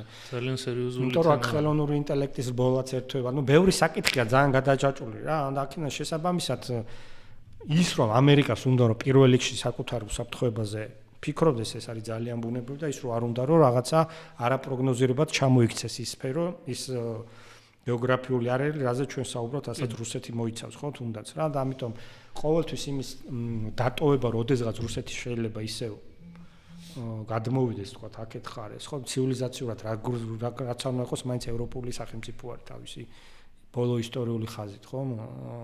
აქედან გამომდინარე, ეს ხედვა არის ამერიკის შეერთებულ შტატებში, არის ამ კონსერვატიულ ფრთაში ამერიკული, თქვა, რესპუბლიკური ანალიტიკურ ცენტრებში და ისინი ფიქრობენ, რომ იმიტომ რუსეთი თუ ჩამოშორდება, ხო? სულ სხვა სტრატეგიული სურათი უდგება ჩინეთს. კი, რუსეთი თუ გახდა ანუ კიდევ უფრო მოექცა ჩინური გავლენის ქვეშ რუსულ რესურსებზე მაქსიმუმ. მე მგონი უვიზო მიმოსვლა მისცა, ხო? ეხლა მისცა, კი, გუშინ პუტინმა მოაწერა ხელი, კი. მაგრამ აქამდე ეხლა რამდენიმე წელია ეხლა არ არის გადაჭარბებული, რომ ვთქვათ, რომ ჩინეთს აქვს რუსული ეკონომიკა საწვეთურზე შეერთებული, პრაქტიკულად გადასხმას უკეთებს. არც იმდენს აძლევს, რომ რაღაცა ძალიან სერიოზულად გააძლიეროს, მაგრამ ნელ-ნელა ხდება ინფილტრაცია, შეჟონვა, ასე ვთქვათ, სხვადასხვა ინდუსტრიებს. სამანქანო ინდუსტრიებში ლადას ბევრი ქარხანა ჩინურმა კომპანიებმა გადაიფორმეს კალინინგრადში მათ შორის, ანუ სად ჩინეთი, სად კალინინგრადი, მაგრამ იქაც იწყება ჩინური რაღაცები, ან მანქანების წარმოება, შედის ჩინური ტექნოლოგიები, ჩინური ბრენდები, ბევრი კომპანია, მანქანები ხო პრაქტიკულად ევროპული ახალი მანქანები ჩინურმა მანქანებმა ჩაანაცვლა. ანუ ბევრი მიმართულებით შედიან. ამერიკისთვის ყველაზე ესეთი სცენარიო წარმოუდგენთ, ბოდიშო ჩავხდი, რაღაცა ესეთი კოშმარული სცენარი რა შეიძლება იყოს, ხო? ისე ჩინეთსა და ევროკავშირის ტანდემი რა. რაც სავაჭროდ კი, ასე თუ ისე არის და ომის პირობებშიც კი ტრამპის და მიუნხენის კონფერენციის პერიოდში თუ გახსოვს, ეგრევე განცხადებები იყო, რომ ევროკავშირთან საავაჭრო პარტნიორობა ჩინეთის როგორი მნიშვნელოვანია და მართლაც ასე არის, ომხრივი პროცესი არის, მაგრამ თუ ევროკავშირს თავისი ოდესმე გეოპოლიტიკური ამბიცია აკავშირებს, მათ რა უნდა ქნას, ხო შეიძლება ერთი გეოპოლიტიკური წნეხი და ამერიკულ ენერგორესურსებზე დამოკიდებულება მომავალში უნდა ჩაინაცვლოს, ხო? მაშინ შეიძლება მას მხოლოდ როგორც აი აბსოლუტურად დამოუკიდებელი გეოპოლიტიკური იმის აქვე აქტორის როლის შესრულება და გერმანია თუ ამის ცენტრში იქნება, ეს იქნება იმ ტრადიციული ისტორიული ხაზის დაბრუნება, რასაც მე საუბრობდი, რომ საზღვაო ქვეყნებისთვის ეს იქნება სახმელთო ძალთა ბალანსის კოშმარული აღზევება ისევ, ხო? აბსოლუტურად ჩაიკეტება ისევ ეს საზღვაო ანგლოსაქსონური ეგრეთ წოდებული კიდევ ერთხელ ვიძახი ტერმინის თვალსაზრისით ძალები რა. ამიტომ ნავთობის თემას ხო ისევ ძალიან დიდი მნიშვნელობა ექნება ვენესუელის საკითხი. იმიტომ აი თავისადად ამოდის ამერიკისთვის რომ იქ აი წვირწინ ხა ეს ნავთობის საკითხები და ანუ როგორ გადაწყვიტავს ნახოთ ხო? ძალიან მნიშვნელოვანი არის. აქედან გამომდინარე ახლო აღმოსავლეთს ამ ყველაფერს თავის თამაშობს როგორც ძალიან მნიშვნელოვანი აქტორი. არაბული ქვეყნები, იმიტომ რომ ეს ენერგიული რესურსები მათ ხელში არის და ასე შემდეგ ასევე მეწილა და აი ესეთი ძალიან დიდი საჭადრაკო დაფა არის რა, რომელზეც უნდა გვესწროს, რომ სამწუხარო მცირე სახელმწიფოებს და უკრაინა მცირე სახელმწიფო რჩება მისი ტერიტორიის მიუხედავად, იმიტომ რომ სახელმწიფოების სიმცირეს და წონას არ განსაზღვრავს მხოლოდ გეოგრაფია სამწუხაროდ, იმიტომ რომ ისრაელიც ძალიან პატარა, მაგრამ ძალიან დიდი მოთამაშეა გლობალური მასშტაბის. სამხედრო ძალა და ეროვნული ძალაუფლების ინსტრუმენტები, რა თქმა უნდა, ის თუ რამდენად შეგიძლია შენს უსაფრთხოების გარემოს ფორმირებაზე პირდაპირ გავლენა მოახდინო. ერთ-ერთი დეფინიცია არის ეს მცირე სახელმწიფოს ისრაელს ნამდვილად შეუძლია, რომ რადიკალურად შეძლოს თავისი უსაფრთხოების გარემო, მაგრამ უკრაინა მაგალითისთვის ამ თვალსაზრისით ძალიან შეზღუდული არის. ხო, აღარაფერს ვამბობ გარემოებები აქ ახლა რა ქვეყნები ყავს გარშემო. ხო, გარშემო არაფერს ვამბობ საქართველოზე და მსგავს სახელმწიფოებზე, ხო, რომელიც მარტოობაში თუ იქნებიან, ანუ განწირულები არიან ძალიან დიდი პრობლემებისთვის, ხო? კი, წარმოუდგენელი არის. ეს კიდე საუბრის თემაა. კი, ჩვენ ნეიტრალიტეტზე ჩავწერეთ ნიკასთან ერთად ძალიან საინტერესო გადაცემა და თუ ვინმეს ამ მარტო დარჩენის თემა აინტერესებს, შეუძლია ნახოს. მინდა რომ გადავიდეთ ვიტკოფის 28 პუნქტიან გეგმაზე და იმ გარემოებებზე, რაც გამოვლინდა, ასე ვთქვათ, იმიტომ რომ პრაქტიკულად ეს თემა თავს დაატყდა არსაიდან უკრაინას და მსოფლიოს ევროკავშირს მიუხედავად იმისა, რომ თითქოს ძალიან მობილიზებულები შეხვდნენ, უკვე გამოცდილები არიან ტრამპთან როგორ უნდა ურთიერთობა, ზელენსკიმ პირდაპირ განცხადება გააკეთა, რომ ჩვენ შეიძლება რაღაც რადიკალური ცვლილებები პარტნიორის გარეშე დავრჩეთ, ევროპამ ეგრევე ჩანიშნა სამიტი ისაუბრეს ამ თემაზე, მაგრამ თვითონ ეს ვიტკოფის ეს 28 პუნქტიანი გეგმა, რომელზეც ძალიან დიდი ნებათაღელვა გამოჩნდა, იმიტომ რომ პრაქტიკულად გამოჩნდა საბოლოოდ, რომ რუსების პირდაპირი ინტერესით იყო დაწერილი და ამერიკა ამას მხარს უჭერდა. რას ფიქრობ, ეს იყო ერთის მხრივ უშუალოდ რუსეთის ინტერესის დაფიქსირება, რომ აი ასეთ პირობებზე არის თანახმად, თუ შეიძლება ითქვას, რომ რუსები თამაშობენ მოლაპარაკებობანას საინფორმაციო განზომილებაში, ასე ვთქვათ, რომ ამერიკას მოკავშირეებს შორის გააჩინონ კიდევ უფრო დიდი ნაპრალები და რამენაირად ომი და საზოგადოებრივი აზრი საკუთარი ინტერესების მხარეს შემოაბრუნონ. მე ვფიქრობ, რომ ალბათ ორივე არის გარკვეულწილად რა, იქიდან გამომდინარე, რომ ახლა დაზუსტებით ვერავინ ვერ გიტყვის, თუნდაც ის საუბარი საიდან ვინ გაჟონა და საიდან გაჟონა და რამდენ ხელა ამ ყველაფერში ამერიკის შიდა პოლიტიკური ინტერესი, ხო? სხვადასხვა უწყებების ინტერესი და მათ შორის თქვათ სახელმწიფო დეპარტამენტ შორის და სხვა უწყებებს შორის პრეზიდენტის ადმინისტრაცია შორის ესე დავარქვათ ურთიერთობები, იმიტომ ვიტკოფი ხო პირდაპირ ის არის, რა თქვათ, ინსტიტუციური ეს არ არის, რა ქვია, წარმომადგენელი არა.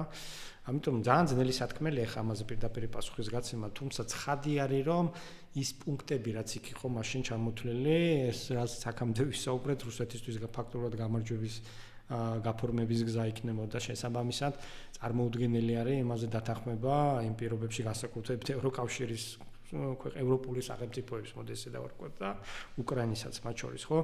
ამიტომ მე ისედაც გონია, რომ მეორე ნაწილი საინფორმაციო არ იყო ძალიან მნიშვნელოვანი, რაც ახსენე, იქიდან გამომდინარე, რომ ამ პირობებზე, ამ ლოგიკით იზრის სიგულისთვისაც რუსეთმა ომი დაიწყო. არ გაჩერდება ესე. რაღაცა მკვეთრად მან უნდა მიიღოს ისეთი, რაც როგორც მინიმუმ კიდე პერსპექტივას გაუტოვებს მას, რომ რაღაცა სხვა ფორმით თუნდაც შემდგომ ისე მეტი სწავლების საშუალება მიეცემა, თუნდაც მშვიდობის მერე უკრაინაში რა იქნება ესეც საკითხავი თემაა, ხო? იქ პოლიტიკური აუცილებლად ბევრი პოლიტიკური პრობლემა იჩენს თავს. ომის შემდგომ სახელმწიფოს აღმშენებლობა და განვითარება არ იქნება მარტივი ამბავი და არც მთლიანად დაცლილი იქნება უკრაინის პოლიტიკა რუსული გავლენებისაგან. ამიტომ სულ ხოლმე ხას, რომ კორუფცია რამხელა საფრთხის შემცველია უკრაინისათვის. და ისე დაემთხვა მე რამდენიმე დღეში რომ ეს მოვლენები მოხდა თქვათ იქ ანტიკორუფციული სკანდალები და ასე შემდეგ რა, იმიტომ რომ ეს ომში ყოფი ქვეყნისათვის არის შეიძლება იყოს ეგზისტენციური საფრთხე რა. და რაც შეეხება აი მაინც აი რომ შევაჯამო მოლაპარაკებების საკითხს, ასეთ პირობებზე დღეს დათანხმება არ მგონია მე რუსეთის მისაღები იყოს არ ველოდებოდი და მე კვეთრად ველოდებოდი რომ ომი გაგრძელდება რამდენჯერმე დავწერე კიდევაც ამაზე რა. პუტინმა თქვა კიდევაც თავისი პირობები რა. დონბასის გადაცემა სამხედრო თვალსაზრისით არის აბსოლუტურად მოშიშვლება მთელი დნეპრის მიღმა ფრონტის. ამიტომ რა ვიცი, ამას თუ უკრაინა დათანხმდა, ძალიან მაგარი უსაფრთხოების გარანტიები უნდა ჩაიდოს, რომ მე ამას გაგრძელება არ მოხდება. მაგრამ ეს ძალიან მაგარი უსაფრთხოების გარანტიები ხელს უშლის ამერიკის გეგმას, რომ რესურსები გამოანთავისუფლოს და სხვაგან გადაიტანოს. ამიტომ ომი გრძელდება. გაგრძელდება. დიდი ალბათობით გაგრძელდება. აქ ძალიან საინტერესო იყო თვითონ მეც დავწერე ჩემ სოციალურ მედიაში, რომ ვეცადოთ რომ გავაანალიზოთ, რეალურად რა მოხდა რა.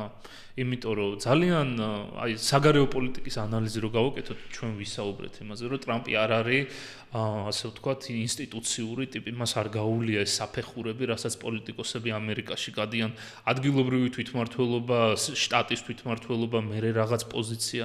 ამ სტრუქტურის ნაწილი არ არის. ძალიან ბევრი შიდა პრობლემა აქვს ახლა დღეს, ესეც არ დაგვავიწყდეს, ხო? კი, გეპსტეინის ფაილების თემა, ეკონომიკური პრობლემები აქვთ, რაც იყო მისი რუსებს რო დავეკითხოთ კი არა და გამოვიყენოთ რუსული ფრაზა კანიოკი, რაც იყო ეკონომიკური თემა, არც იმან გაამართლა. მიუხედავად იმისა, რომ თვითონ ამბობს ხშირად, რომ არასათანადოდ არის დაფასებული მისი ძალისხმევა ამ მიმართულებით, გამოჩნდა, რომ საზოგადოებრივი აზრი არ იზიარებს ამას. 34% იყო თუ არ ვცდები, 54-ის წინააღმდეგ, ანუ მოწონება 34 და 54 წინააღმდეგი, ეს არის უშუალოდ თითოეულ ამერიკელს რაც ეხება. აქ არის მეორე ძალიან სერიოზული თემა, რაც არის შემდეგი წლის შუალედური არჩევნები. შუალედური არჩევნები განაგებს ძალიან ბევრ რაღაცას, განაგებს სენატზე კონტროლს და ქვედა პალატაზე კონტროლს, რამაც შეიძლება ძალიან შეაფერხოს თვითონ ინსტიტუციური რესპუბლიკელების საქმიანობა, ასე ვთქვათ, საკანონმდებლო დონეზე. და აქ კიდევ ერთი ძალიან მნიშვნელოვანი თემა არის ტრამპის ასაკი და ის რომ ტრამპს აღარ შეუძლია შემდეგი კიდევ ერთხელ იყაროს კენჭი. ეს ნიშნავს, რომ ტრამპმა მაგა მოძრაობის, რომელიც დაეუფლა რესპუბლიკურ პარტიას, ლიდერი უნდა დაასახელოს გადადგომამდე. და ჩემი აზრით მე მიყვარს ხოლმე შიდა პოლიტიკის და გარე პოლიტიკის ესე დაკავშირება. მე ვხედავ ამ ვიტკოფ გეიტს, რასაც ეძახიან, თემაში ტრამპის კარზე პრეზიდენტობის კანდიდატების თამაშს. ერთ მხარეს მარკო რუბიო, მეორე მხარეს ჯეიდი ვენსი და ვფიქრობ, რომ ჯეიდი ვენსმა იქიდან გამომდინარე, რომ რუბიომ არ იცოდა რა მოხდა და მან შესაბამისი განცხადებაც გააკეთა. თავის მართლებამ მოუწია, იმიტომ რომ ის არის პასუხისმგებელი. იმ საღამოსვე დაიბარეს სენატორებმა, რაც კიდევ ერთხელ აჩვენებს, რომ ჩვენ რაც ვთქვით, ეს ინსტიტუციური ასე ვთქვათ, მიდგომა საგარეო პოლიტიკისადმი არ არის მეინსტრიმი, ასე ვთქვათ, რესპუბლიკური პარტიის, იმიტომ რომ ბევრმა რესპუბლიკელმა გააკეთა განცხადება, რომლისთვისაც მიუღებელი იყო, მათ შორის ძალიან გავლენიანმა რესპუბლიკელებმაც, ახლა სახელი არ მახსენდება, უცებ ლაპარაკისას, მაგრამ ხო, შესაბამისად ძალიან მკვეთრად ჩემთვის გამოჩნდა, რომ ვიტკოფ გეიტი თავიდან ბოლომდე ჯეიდი ვენსის ქმედება იყო იმისთვის, რომ ტრამპისთვის რაღაცა მიეტანა, რის გამოც შეიძლება რომ მან მოიპოვოს ნომინაცია და ტრამპის კეთილგანწყობა, იმიტომ რომ პრაქტიკულად ყველანაირი გაჟონილი ინფორმაციიდან ჩანს, რომ ჯეიდი ვენსი იყო ერთ-ერთი ძირითადი მოთამაშე და მოტეხილი იყო, ასე ვთქვათ, მარკო რუბიო და მარკო რუბიო ჯეიდი ვენსისგან განსხვავებით ძალიან გავლენიანი რესპუბლიკელი პოლიტიკოსია, ასე ვთქვათ, იგი პარტიული არის, სენატორი იყო, იგი პრეზიდენტობის კანდიდატი იყო, პატარა მარკოს ეძახდა ტრამპი პრაიმერის დროს, ძალიან დაამცირა, მაგრამ საბოლოო ჯამში მან იმდენი იქნა, რომ გახდა გათვალისწინება მაინც მოუწია. ერთ-ერთი ყველაზე გავლენიანი პიროვნება გახდა და თან ახალგაზრდა არის და ის თემა, რომ მარკო რუბიო ძალიან უხერხულ მდგომარეობაში აღმოჩნდა რესპუბლიკელებთანაც და დემოკრატ სენატორებთანაც, რომელთანაც არიან პასუხისმგებლები, ასე ვთქვათ, რომლებმაც იკითხეს რა მოხდაო. გამოჟონა ეგრევე ინფორმაციამ, რომ რუბიომ თქვა, რომ ეს რუსების ინტერესი არის, ჩვენ არ მოგვიმზადებია ეს. შემდეგ კიდე გამოჟონა ინფორმაციამ, რომ რუბიომ არ იცოდა ამის შესახებ და შემდეგ უკვე რომ შეატყობინეს, მოუწია ეთქვა, რომ ეს ამერიკის პოზიცია ოფიციალური, იმიტომ რომ პრეზიდენტმა გააჟღერა, მაგრამ აქ ჩანს ჯეიდი ვენსის ასე ვთქვათ, ქმედებები იმისთვის, რომ მან ტრამპის კეთილგანწყობა მოიპოვოს და რამენაირად გადაიბაროს ეს მაგა მოძრაობა. უბრალოდ მან არის ერთი ძალიან სერიოზული თემა, რომ ჯეიდი ვენსი არც ქარიზმატული ტიპი არის, არც გავლენიანი ტიპი არის და ჩვენ ვიცით ტრამპი როგორ ვიცე-პრეზიდენტებსაც არჩევს. საბოლოო ჯამში პირველმა ვიცე-პრეზიდენტმა როგორც დაამთავრა, ბოლოს კინაღამ ჩამოუახლოვეს, ასე ვთქვათ, ხმების დათვლის დროს და ვფიქრობ, რომ ტრამპის გადაწყვეტილების მიღების პროცესებიდან გამომდინარე, იგი ბიზნესმენი არის, არ არის პოლიტიკოსი. ესეთი ტიპის თამაშები კიდევ უფრო მეტი არის მოსალოდნელი. დაძაბულობები სხვადასხვა ჯგუფებს შორის. მე თავიდანვე ვამბობდი, რომ ილონ მასკსა და ტრამპს შორის იქნებოდა დიდი დაძაბულობა. ამდენ ხანი გაჩერდება მე. ხო, იმიტომ რომ ესეთი ტიპის ეგოები როცა იკვეთება, იქ ძალიან რთულად არის საქმე. ილონ მასკმა თქვა თუ არა რომ მადლობა უნდა მითხრანო ჩემი ფულით აქვს მოგებული მან უკვე გამოჩნდა რომ ტრამპი ადრე თუ გვიან მოიცილებდა ამ ადამიანს და დაახლოებით იგივე სიტუაცია არის ვენსა და რუბიოს შორის უბრალოდ რუბიოს როგორც ჩანს ძალიან დიდი მხარდაჭერა აქვს რესპუბლიკელ კონგრესმენებს და სენატორებს შორის და პარტიული მხარდაჭერა კი პარტიული მხარდაჭერა და მე ვფიქრობ რომ რესპუბლიკელების ინტერესში არის რომ ეს ეხლა რესპუბლიკური პარტია არის მოქცეული მაგას ქვეშ და ინტერესი არის რომ რესპუბლიკური პარტია მოექცეს მაგას ზემოდან რომ ამ ინსტიტუციურმა რესპუბლიკელებმა და ძალიან კარგი და სერიოზული ტიპები ყავთ რესპუბლიკურ პარტიაში ძალიან ბევრი უბრალოდ ჩაჩოჩებულია გვერდზე იმიტომ რომ ეს მაგა მარჯორი თეილორ გრინი და ვიღაცები იყვნენ წინ წამოწეული ახლა ესეც იშლება ნელ-ნელა ეპსტეინის ფაილების გამო და მე მგონი ამ ეტაპზე რომ ეს 28 პუნქტიანი გეგმა პრაქტიკულად აღარ არსებობს, არ ვარ ახლა დარწმუნებული, მაგრამ ამ ანალიზიდან გამომდინარე, ამ ინფორმით აღარ არსებობს, ასევე ვფიქრობ, რომ რუსების ინტერესი ძირითადად ახლა არის ორმხრივი. ერთი რაც შეიძლება მეტი საინფორმაციო ზეგავლენა მოახდინონ ამ მოლაპარაკების პროცესში და მეორე პრაქტიკულად ტერორისტული აქტი არის რუსეთის მხრიდან ის რაც ხდება, ანუ რას გულისხმობ პუტინს აბსოლუტურად გააზრებული აქვს რომ რუსეთის დაშლა არ აწყობს ამერიკას და არ აწყობს ევროპას და რუსეთის დაშლის და საშიშროებით ან თვითგანადგურების საშიშროებით ცდილობს რაღაცები გამოივაჭროს ევროპისგან და ამერიკისგან და ძალიან კარგად ესმის რომ მისი მმართველობა არის დამოკიდებული თავიდან ბოლომდე ამ ომის წარმატებაზე და სრულ ვაბანკზე არის წასული მზად ხართ რომ მე დავიშალო და ჩინეთი დაეპატრონოს თუ მე მომცემთ იმას რაც მე მინდა ანუ დაახლოებით ესეთი მდგომარეობას ვხედავ მე მომცემთ ის რაც მინდა და ამერიკის ეს ცოტა მონროების ხსენება და ასე შემდეგ ეს იზოლაციონისტური განწყობები ქმნის მაღალ რისკს იმისა რომ და მათ შორის ჩვენ ვნახეთ რომ ეს ამერიკის რბილი ძალის გავრცელების ფაქტობრივად ყველა ინსტრუმენტი ტრამპმა პირველ დღეებში მოაშთო საერთოდ USAID-დან დაწყებული და ასე შემდეგ, ხო? ანუ ეს ღირებულებითი დემოკრატიის გავრცელების ინსტრუმენტები, რითაც ეს ხდებოდა, ხო? დიდწილად ფაქტობრივად ეხა საერთოდ ეს ლიკვიდირებული არის. ეს მიანიშნებს იმაზე, რომ თუ ასეთი პოლიტიკა გაგრძელდა, ხო? დაუახლოვდება ეს გავლენის ზონების შექმნის მაღალი ალბათობას წარმოშობს მე ესეთი მიდგომა, იმიტომ რომ გინდა თუ არ გინდა რაღაცა ამ საერთაშორისო აქამდე არსებული წესრიგის ესეთი რყევა გამოიწვევს იმის რომ სადღაც საზღვრები დადგება რა, აქ ჩემი გავლენის ის არის და იქ შენი გავლენის სფერო არის, იმიტომ რომ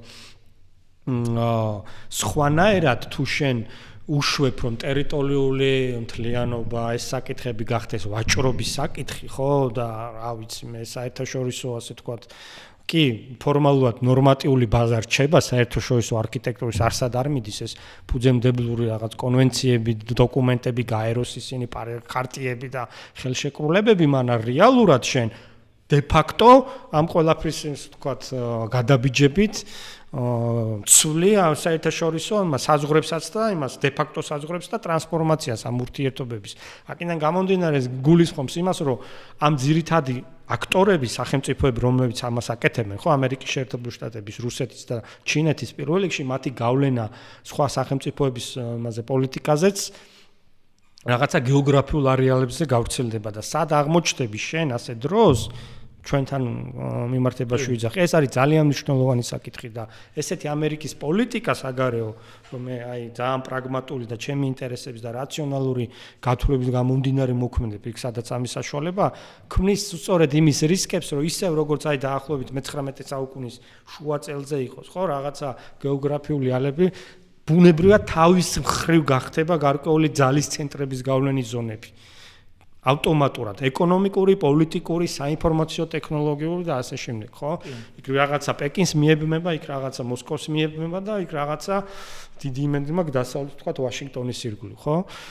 იქნება კონცენტრირებული პოლიტიკური თვალსაზრისით, იმიტომ რომ ჩვენ როდესაც კიდევ ერთხელ ხა ევროპაზეც რო საუბრობ და აიბადოს ეს სამხედრო ის კომპონენტები შეიზინოს, ხო? აქ ნატო საკითხიც არის, რამდენი როგორ დაბალანსდება ნატოსა და რაღაცა დამოუკიდებელი ევროკავშირის სამხედრო ასე ვთქვათ შესაძლებლობების ეს ურთიერთობა, იმიტომ რომ აქ არ არის მკვეთრი ხაზი. დღესაც ძალიან ბევრი იძახის, რომ არა ეს ნატოს ეგიდის ქვეშ უნდა გაგრძელდეს, რაც ტრადიციული დასავლური მიდგომის რეალიზაციისთვის სწორი და მისაღები არის.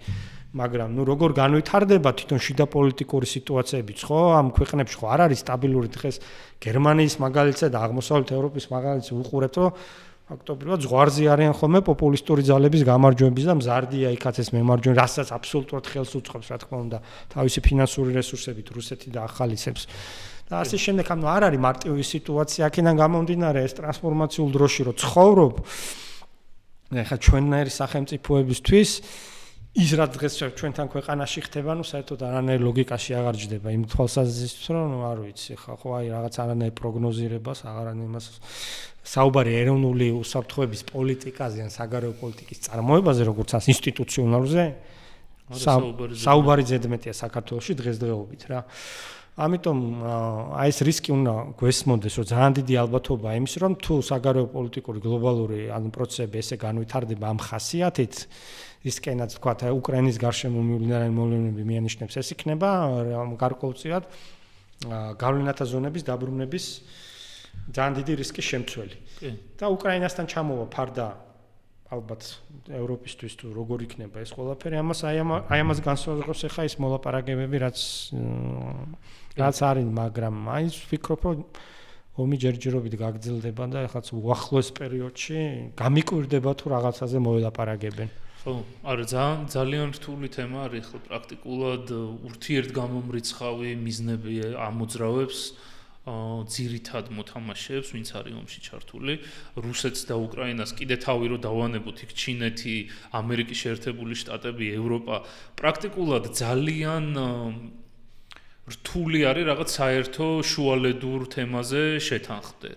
იმიტომ რომ როგორც თქვით, ევროპის ინტერესი რაც არის, არავითარ შემთხვევაში არ ჯდება რუსეთის ინტერესში, ამერიკის ინტერესი რაც არის, არ ჯდება ჩინეთის ინტერესში. ანუ როგორ დასრულდება და ეს კიდე ჩემთვის აჩენს იმის ეჭვს, რომ ხშირად ამბობენ მოლაპარაკებებით დასრულდება ეს კონფლიქტი და ჩემთვის ჯერჯერობით არ არის ნათელი რა ტიპის ხო შეიძლება იყოს რაღაც იდეა რომ აი ესე თუ მოხდა შეიძლება დააკმაყოფილოს ყველა მოთამაშე ასე ვთქვათ არ არის ეგეთი სიტუაცია არ არსებობს ჩემთვის ყოველ შემთხვევაში ახლა არ არის ნათელი ეგეთი სცენარი სადაც ჩინეთი მისცემს რუსეთს საშუალებას რომ ისეთი ტიპის ზავი დადოს ევროპასთან და ამერიკასთან რომ თვითონ გადარჩეს და ჩინეთს წინააღმდეგობა გაუწიოს, იმიტომ რომ ჩინეთს ხო თავისი ინტერესები აქვს რუსეთის მიმართ ყველა ხო არა აქ ამდენი ფული ჩადებული, ამდენი რესურსი ჩადებული, გრძელვადიან პერსპექტივაში უყურებს ჩინეთი ამ ყველაფერს, ტაივანის პერსპექტივაში უყურებს, თვითონაც აქვს უკვე გლობალური საზღვაო ამბიციები, მათ შორის კუნძულებს აშენებს იმისთვის, რომ თავის საზღვაო აკვატორია გააფართოვოს და ამერიკის მიერ სამხედრო ბაზები გააკეთოს და ამერიკის მიერ გაყვანილი სავაჭრო საზღვაო გზებზე ზეგავლენა თავის ასე ვთქვათ საზღვრებში მოაქციოს. აქ ძალიან დიდი თამაშები მინდის ჩინეთის მხრიდან და არ მგონია რომ უბრალოდ რაღაც ლათინურ ამერიკაში ამერიკის გააქტიურება, იგი არგენტინასთან მიმართებაში, ხო? ხანდელი ვთქვათ მილეს ესე დახმარება რაღაცები ეს არ არის მხოლოდ იმით გამპირობებული, რომ ეს ასე პრობლემური და მრავალნატანჯი არგენტინის ეკონომიკა, ასე ვთქვათ, დაეხმაროს. მარტო ეს არ ამოძრავებს ბუნებრივი ეს გავლენები, რაც მას ჭირდება ამ გეოგრაფიულ არეალში, სადაც ძალიან ძლიერი არის დღეს ნედლეულის წარმოების თვალსაზრისით, ხო? ჩილეში, თურქრამეს, იშვიათი მეტალები არის, ფაქტობრივად ყველაფერი ჩინური მას კომპანიების ხელში არის. ამიტომ ეს ყველაფერი არის ბუნებრივი რეაგირება იმაზე, რაც გაეპარათ, მე ვიტყოდი იმ ორი ომის ფონზე, რასაც ამერიკის შეერთებული შტატები იქ აწარმოებდა რა, განსაკუთრებით აი ბოლო 10 წლეულს გულისხმობ 2000-იანებს. 10-დან შემდგომ 10-დან 20 წლამდე რა. ავიღოთ მოცემულობად, რომ ეს ომი გაგრძელდება გაურკვეველი ვადით. შენი აზრით ამერიკის პერსპექტივიდან რო შევხედოთ, რა სულები არის მოსალოდნელი ამ პერიოდში, იმიტომ რომ არ მიატოვებს ამ ეტაპზე უკრაინას საჯიჯგნად, იმიტომ რომ მის ინტერესებში ამ ეტაპზე არ შედის როგორც თქვი შუალედური თემა. გააგრძელებს სამხედრო დახმარებას და ეკონომიკურ დახმარებას და ეცდება რომ რაღაცა ტიპის შეთანხმებამდე მიიყვანოს ბოლომდე თუ არის მოსალოდნელი რომ რაღაც რადიკალურად ანიქით ანაკეთ მიიღოს გადაწყვეტილება ტრამპმა. მე მაინც პირველი მგონია უფრო. თუმცა ბოლომდე გამორიცხვა ძალიან ძნელი არის მაგრამ ეს გამოვარდნაც ვთქვათ მეორე სცენარი, ხო? მათ შორის ანტიევროპული ნაბიჯია ძალიან ძლიერი თავისი არსით, ხო? შეაჩეჩოს ასე ვთქვათ, ლიანად ევროპას ვთქვათ, უკრაინის ბედის გადაწყვეტა და რთული საკითხი იქნება. ამიტომ მე მაინც გონია რომ ეს ჯერ ეცდება აუცილებლად კიდევ რაღაცა ხელშესაღები შედეგები დადოს ამ თვალსაზრისით, თუმცა აი ტრამპის პიროვნული ფაქტორის ბოლომდე გათვლა, აი ეგ არის ყველაზე ძნელი ცვლადი ჩემის აზრით რა, იმიტომ რომ საგარეო პოლიტიკაში დისკრეცია ამერიკის პრეზიდენტისაც განსაკუთრებული არის და მათ შორის დახმარების თვალსაზრისით, ამიტომ როგორ მოიმოქმედებს, რას მოიმოქმედებს და თუ ეს პერიოდი განსაკუთრებით შიდა არჩევნებსაც მიუახლოვდა, მე გამიჭირდება იმის პროგნოზის გაკეთება, რთული სათქმელია ძალიან.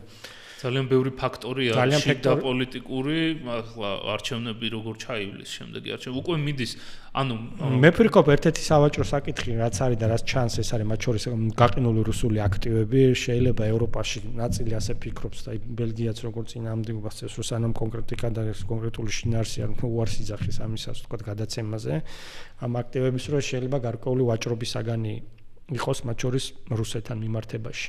ამის ისედაც მოგვისმენია და წაგვიკითხავს, რომ ესეთი აზრიც არის ევროპულ ქვეყნებში, რომ შეიძლება რაღაცა გარიგების ნაწილი გახდეს რა, მათ შორის არა მარტო ის, რომ უკრაინას მოახმარონ ეს, არამედ თქვათ რუსეთს აღუდგეს მომავალში ნაწილზე მაინც ამ დიდი თანხების წვდომა იმ რაღაცების, ასე ვთქვათ, თუ კარგად მოიქცევა ფალებში ლოგიკაში ჯდება, იმიტომ რომ რუსეთსაც არა აქვს ახლა სახარბიელო სიტუაცია ეკონომიკური თვალსაზრისით, ნავთობის გადამუშავების წარმოება ჯერ როგორ დაბალ დონეზე არის. ისედაც დაბალზე იყო, რაც ევროპული და ამერიკული კომპანიები გავიდნენ, იმიტომ რომ დამოუკიდებლად პრაქტიკულად არაფრის მოპოვებას არ აწარმოებდა. რუსეთი ყველაფერი დასავლური ტექნოლოგიებით ხდებოდა. ჩინეთისგან განსხვავებით და საბჭოთა კავშირისგან განსხვავებით, რუსეთში თვით წარმოება რა ელემენტების იქნება ეს მიკროჩიპები, მაღალი ტექნოლოგიური კომპონენტები, ასე ვთქვათ. არაფერი წარმოება არ არის, ანუ ყველაფერი შემოდის იმპორტულია და შემოდის სხვადასხვა ქვეყნებიდან. და ამიტომ ძალიან დიდი რესურსი დაჭირდება თვითონ რუსეთს თუ არის გათვლა რომ არ დაიშალოს. ერთი არის ომი როგორ დასრულდება და მეორე არის თავს როგორ გაართმევს რუსეთი იმ ეკონომიკურ პრობლემებს, რაც ამ ყველაფერს სხვათა შორის ერთ-ერთი ვერსია რამაც გაიჟღერა მოლაპარაკებების ფონზე, ხო, იყო ზუსტად ამ აქტივებთან დაკავშირებული, თითქოს უნდა ამ ხელშეკრულების სანაცვლოდ თუ ამ ფორმით გაფიტოდა მიახლოებით ამ ფორმით, უნდა შექმნილიყო რა საერთო ტრასტი ფონდივით, სადაც ეს რუსული მილიარდის. ხო, აქედან რუსული აქტივები იქნებოდა გარკვეულწილად, მეორე თქვათ ევროპაში არსებული აქტივები შემოვიდოდა და ამერიკული აქტივებიც ყოფილა რაღაც რუსეთის ეკონომიკაში, რომელიც არის გაყინული ამ ომის მერე და ეს ყველაფერი ერთად გაერთიანებოდა და საუბარი იყო, რომ ამ ომას უხელმძღვანელებდა ტრამპის სიძე ამ იმის. და აქედან უშუალოდ ტრამპის კუშნერი და უშუალოდ ტრამპის ოჯახიც კაიმს უხეწილს მიიღებდა ყოველწლიურად, ხო? ანუ ესეთი ფაქტორების გასათვალისწინებელია. ესეც უნდა ჩასვა შენ იმ მსჯელობაში, რომ მსგავსი იმისკენ მიდრეკილება ხელშეკრულების გაფორმებისკენ, ეს არის სწორედ ჭიდილი იმ ინსტიტუციურ ამერიკას ინტერესებს შორისა და თუ უშუალოდ ტრამპის გარემოცვის ინტერესებს შორის, ხო? ვაშინგტონ პოსტმა გახეთქა ის ამბავი, რომ მაიამიში, როდესაც ვიტკოფთან იყო შეხვედრა, მოლაპარაკებები, რუსები როცა იყვნენ ჩასული, იქ საუბარი ასევე იყო ამერიკელი მილიარდერების რუსულ სავაჭრო ბაზარზე შესვლა და იმ კომპანიებში ინვესტიციები, რომლებიც აქტივები ძალიან დაბალ ნიშნულზე არის ახლა, ანუ ძალიან იაფად შეიძლება გაზპრომის, ლუკოილის და სხვადასხვა კომპანიის წილები იყიდონ, როსნეფტის და კიდევ უამრავის და რაც შეიძლება სანქციების მოხსნის შემდეგ გაათმაგდეს, გაუცმაგდეს და ამ ხრივ რუსეთი ნახავს დიდ მოგებას, იმიტომ რომ ახალი ფული შევა და მეორეს ხრივ ეს მილიარდერებიც კიდევ უფრო გამდიდრდებიან. ამიტომ ეს ვაჭრობის თემა. ამიტომ რა უნდა დონალდ ტრამპს და მის გარემოცვას პიროვნულად ეს არის კიდე ცალკე საკითხი. ამერიკის შეერთებული შტატების ინტერესები კიდე ამ ყველაფერთან არის ბუნებრივია და ინსტიტუციური რესპუბლიკელები ამ ჯახში არიან. პენტაგონია თუ ეს არის CIA-ა თუ Deep State-ი რაც თავი Deep State-ის ინტერესებს ყველაფერი როგორ უნდა დაჯდეს ისე რომ უბრალოდ ინსტიტუციური მეხსიერებაა პრაქტიკულად. ამას წინათ სხვათა შორის ირაკლი კობახიძე მას თქვა აღიარა იქ შავარამიშვილთან ერთაში რომ ამას ეს ხო კაცო სინამდვილეშიო ჩვენ ამ ტერმინს ვიყენებთ, მაგრამ ეგ ხო სინამდვილეში ღრმა ბიუროკრატიას ნიშნავსო და მართლაც ასე არის, ხო? ხო, ეხლა აგენტი რო არის, CIA-ის ანალიტიკოსი რო არის, რომელიც 20 წელია რაღაცა თემაზე მუშაობს, ეხლა ტრამპმა რა იცის რუსეთი რა საგარეო პოლიტიკას ატარებდა 100 წლეულების განმავლობაში, ის არის ექსპერტი და იმის ანალიზი შეუვა და შეიძლება დაარწმუნოს ტრამპი და ეგ არის უკვე deep state-ი, რომ იმ ადამიანს შეუცვალა აზრი ვიღაც ინსტიტუცია. უხეშად ეგრეა ნამდვილად. უხეშად ეგრეა.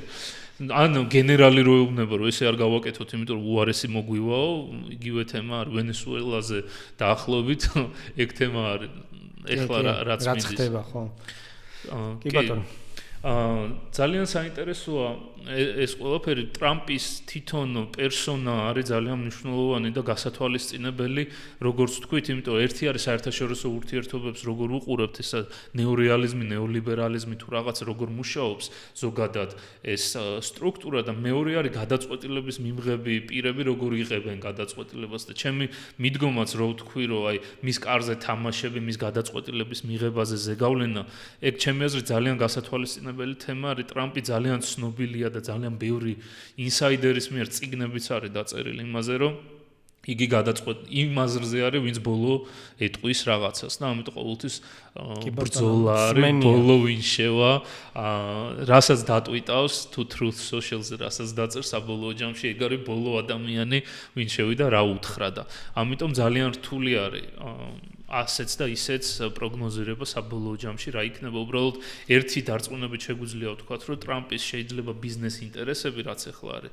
ძალიან დიდ წინააღმდეგობაში მოდის რესპუბლიკურ ინსტიტუციურ თემებთან და ეხლა ძალიან დიდი მზადება მიდის შუალედური არჩევნებისთვის. უკრაინის პოზიციაც რო განმარტოთ, ხო, კომპრომისული, ანუ ომში მყოფი სახელმწიფო, ხო, განსაზღვრა სამხედრო პოლიტიკურ მიზნებს, მისი ხელისუფლება განსახავს სამხედრო პოლიტიკურ მიზნებს და ამ მიზნებთან მიმართებაში შეიძლება საუბარი გამარჯვებაზე, წაგებაზე, მისაღებზავზე და ასე შემდეგ, ხო?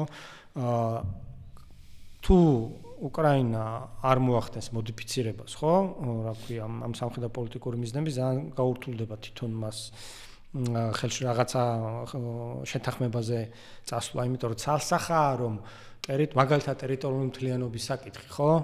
ნუ ძალიან წარმოუდგენელი არის, თუ ეს იქნება სამხედრო მოქმედებების და მოლაპარაკებებში მნიშვნელოვანი გადამწყვეტი ნაწილი, ეს ნიშნავს, რომ სამხედრო შემადგენლის და პოლიტიკური შემადგენლის რეალობაში არსებული მოცემულობის შეუთავსებლობა არის. მაგრამ ჩვენ ვხედავთ ინდიკატორებს, რომ ეს უკვე აღარ არის დღის წესრიგში. კი, ეს ძალიან ბოლო პერიოდში კი ძალიან მკვეთრად გამოჩნდა. საუბარი უკვე დონბასის დათმობაზეა და აქ სულ სხვა სამხედრო გათვლები არის და სწორედ ამაზე მაქვს საუბარი, იმიტომ რომ თვითონ სწორი კომუნიკაციაც დაჭირდება ზელენსკის იმას თავისუფლად მოსახლეობასთან, თუ ეს ტერიტორიული და დონბასის საკითხებსაც შეეხმება, რის სანაცვლოდ უნდა გაკეთდეს ეს ყველაფერი და მე შეიძლება ამაზე საუბარი, რომ თქვათ ფრედამთავრდა ეს ომი, რაც არ არის გამორიცხული, თუ ვინმე მოიგო, თუ ვინმე წააგო და ნუ ეხლა რუსეთს რამდენად აწყობს ეს სხვა თემა არის, მაგრამ ამიტომ თვითონ ის ამ უკრაინის და ადმინისტრაციის ძალიან უნდა გვესმოდეს რა ორდენ რთულ სიტუაციაშიც იმყოფება რა, მაგის ალტერნატივა იყო დანებება მხოლოდ. კი.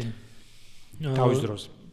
დონბასის თემა რატო არის მნიშვნელოვანი კიდევ ერთხელ გავუსვათ ხაზი, ეს არ არის უბრალოდ ტერიტორია, ეს არის ტერიტორია, რომლების წლების განმავლობაში ციხესიმაგრე გახდა რა. ხო, ციხესიმაგრე გახდა, გამაგრებები არის, თავდაცვითი პოზიციები არის 2011 წელია პრაქტიკულად მიდის ამ ტერიტორიის გამაგრება და მაგიტომაც ვერ მიდიან რუსები სწრაფად წინ.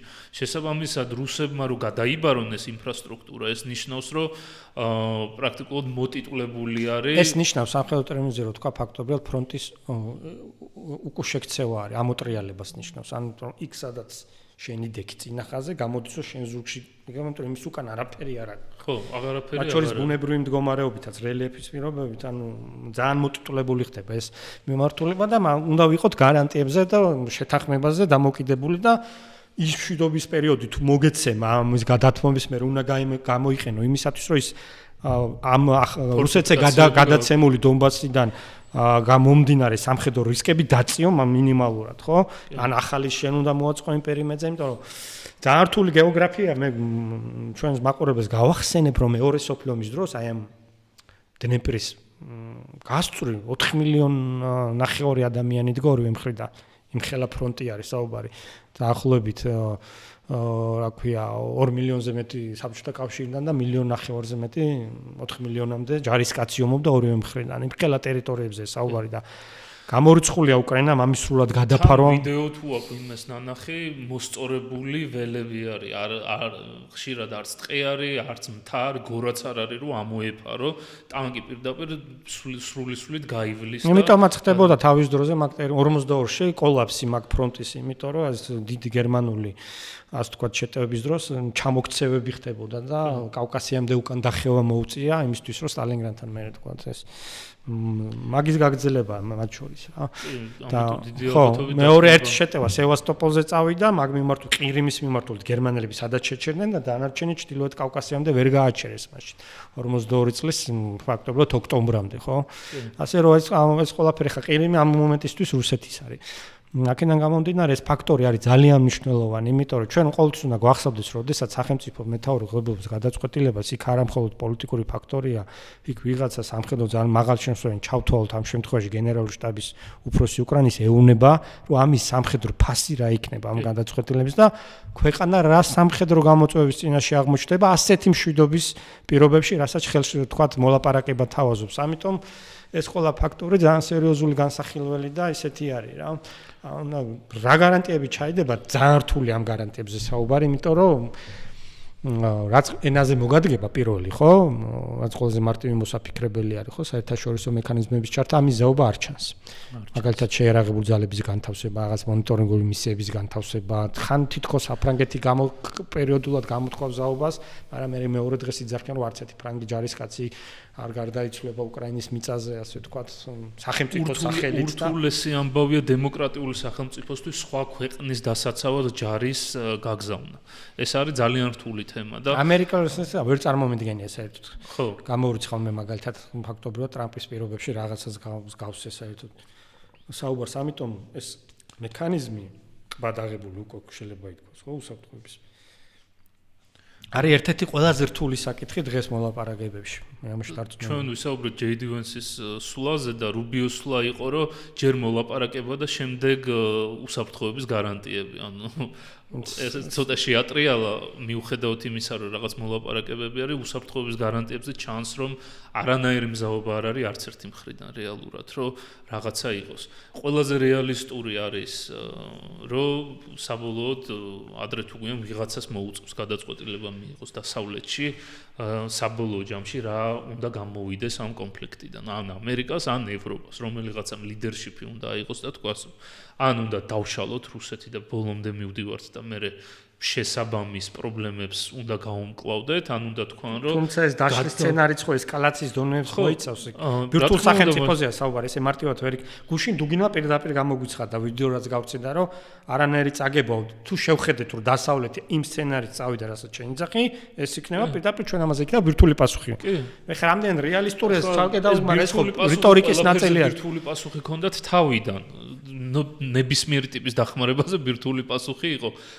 მე უკვე ჩინელებმაც უთხრეს პუტინს, რომ ამდენი მაგალითად რო ის სცენარი წარმოვიდგინოთ, სადაც გადაცლა, რომ ყველაზე ნაღდი იქნება უკრაინის ნატოში ინტეგრაცია, ეს ნიშნავს, რომ დე ფაქტო სამუდამოდ დიდი ხნით დაემშვიდობება როგორც მინიმუმ კორეის ვარიანტი გამო. მთელ იმ ტერიტორიებს რა, ქვია, რაზეც კონტროლს მაინდა მაინც ახლა დიდი წაგება არ იქნება ეგ პირიქით უბრალოდ მანდ თემა ის არის რომ რუსეთის მიზნებიდან გამომდინარე ეგ არის შეუძლებელი თემა.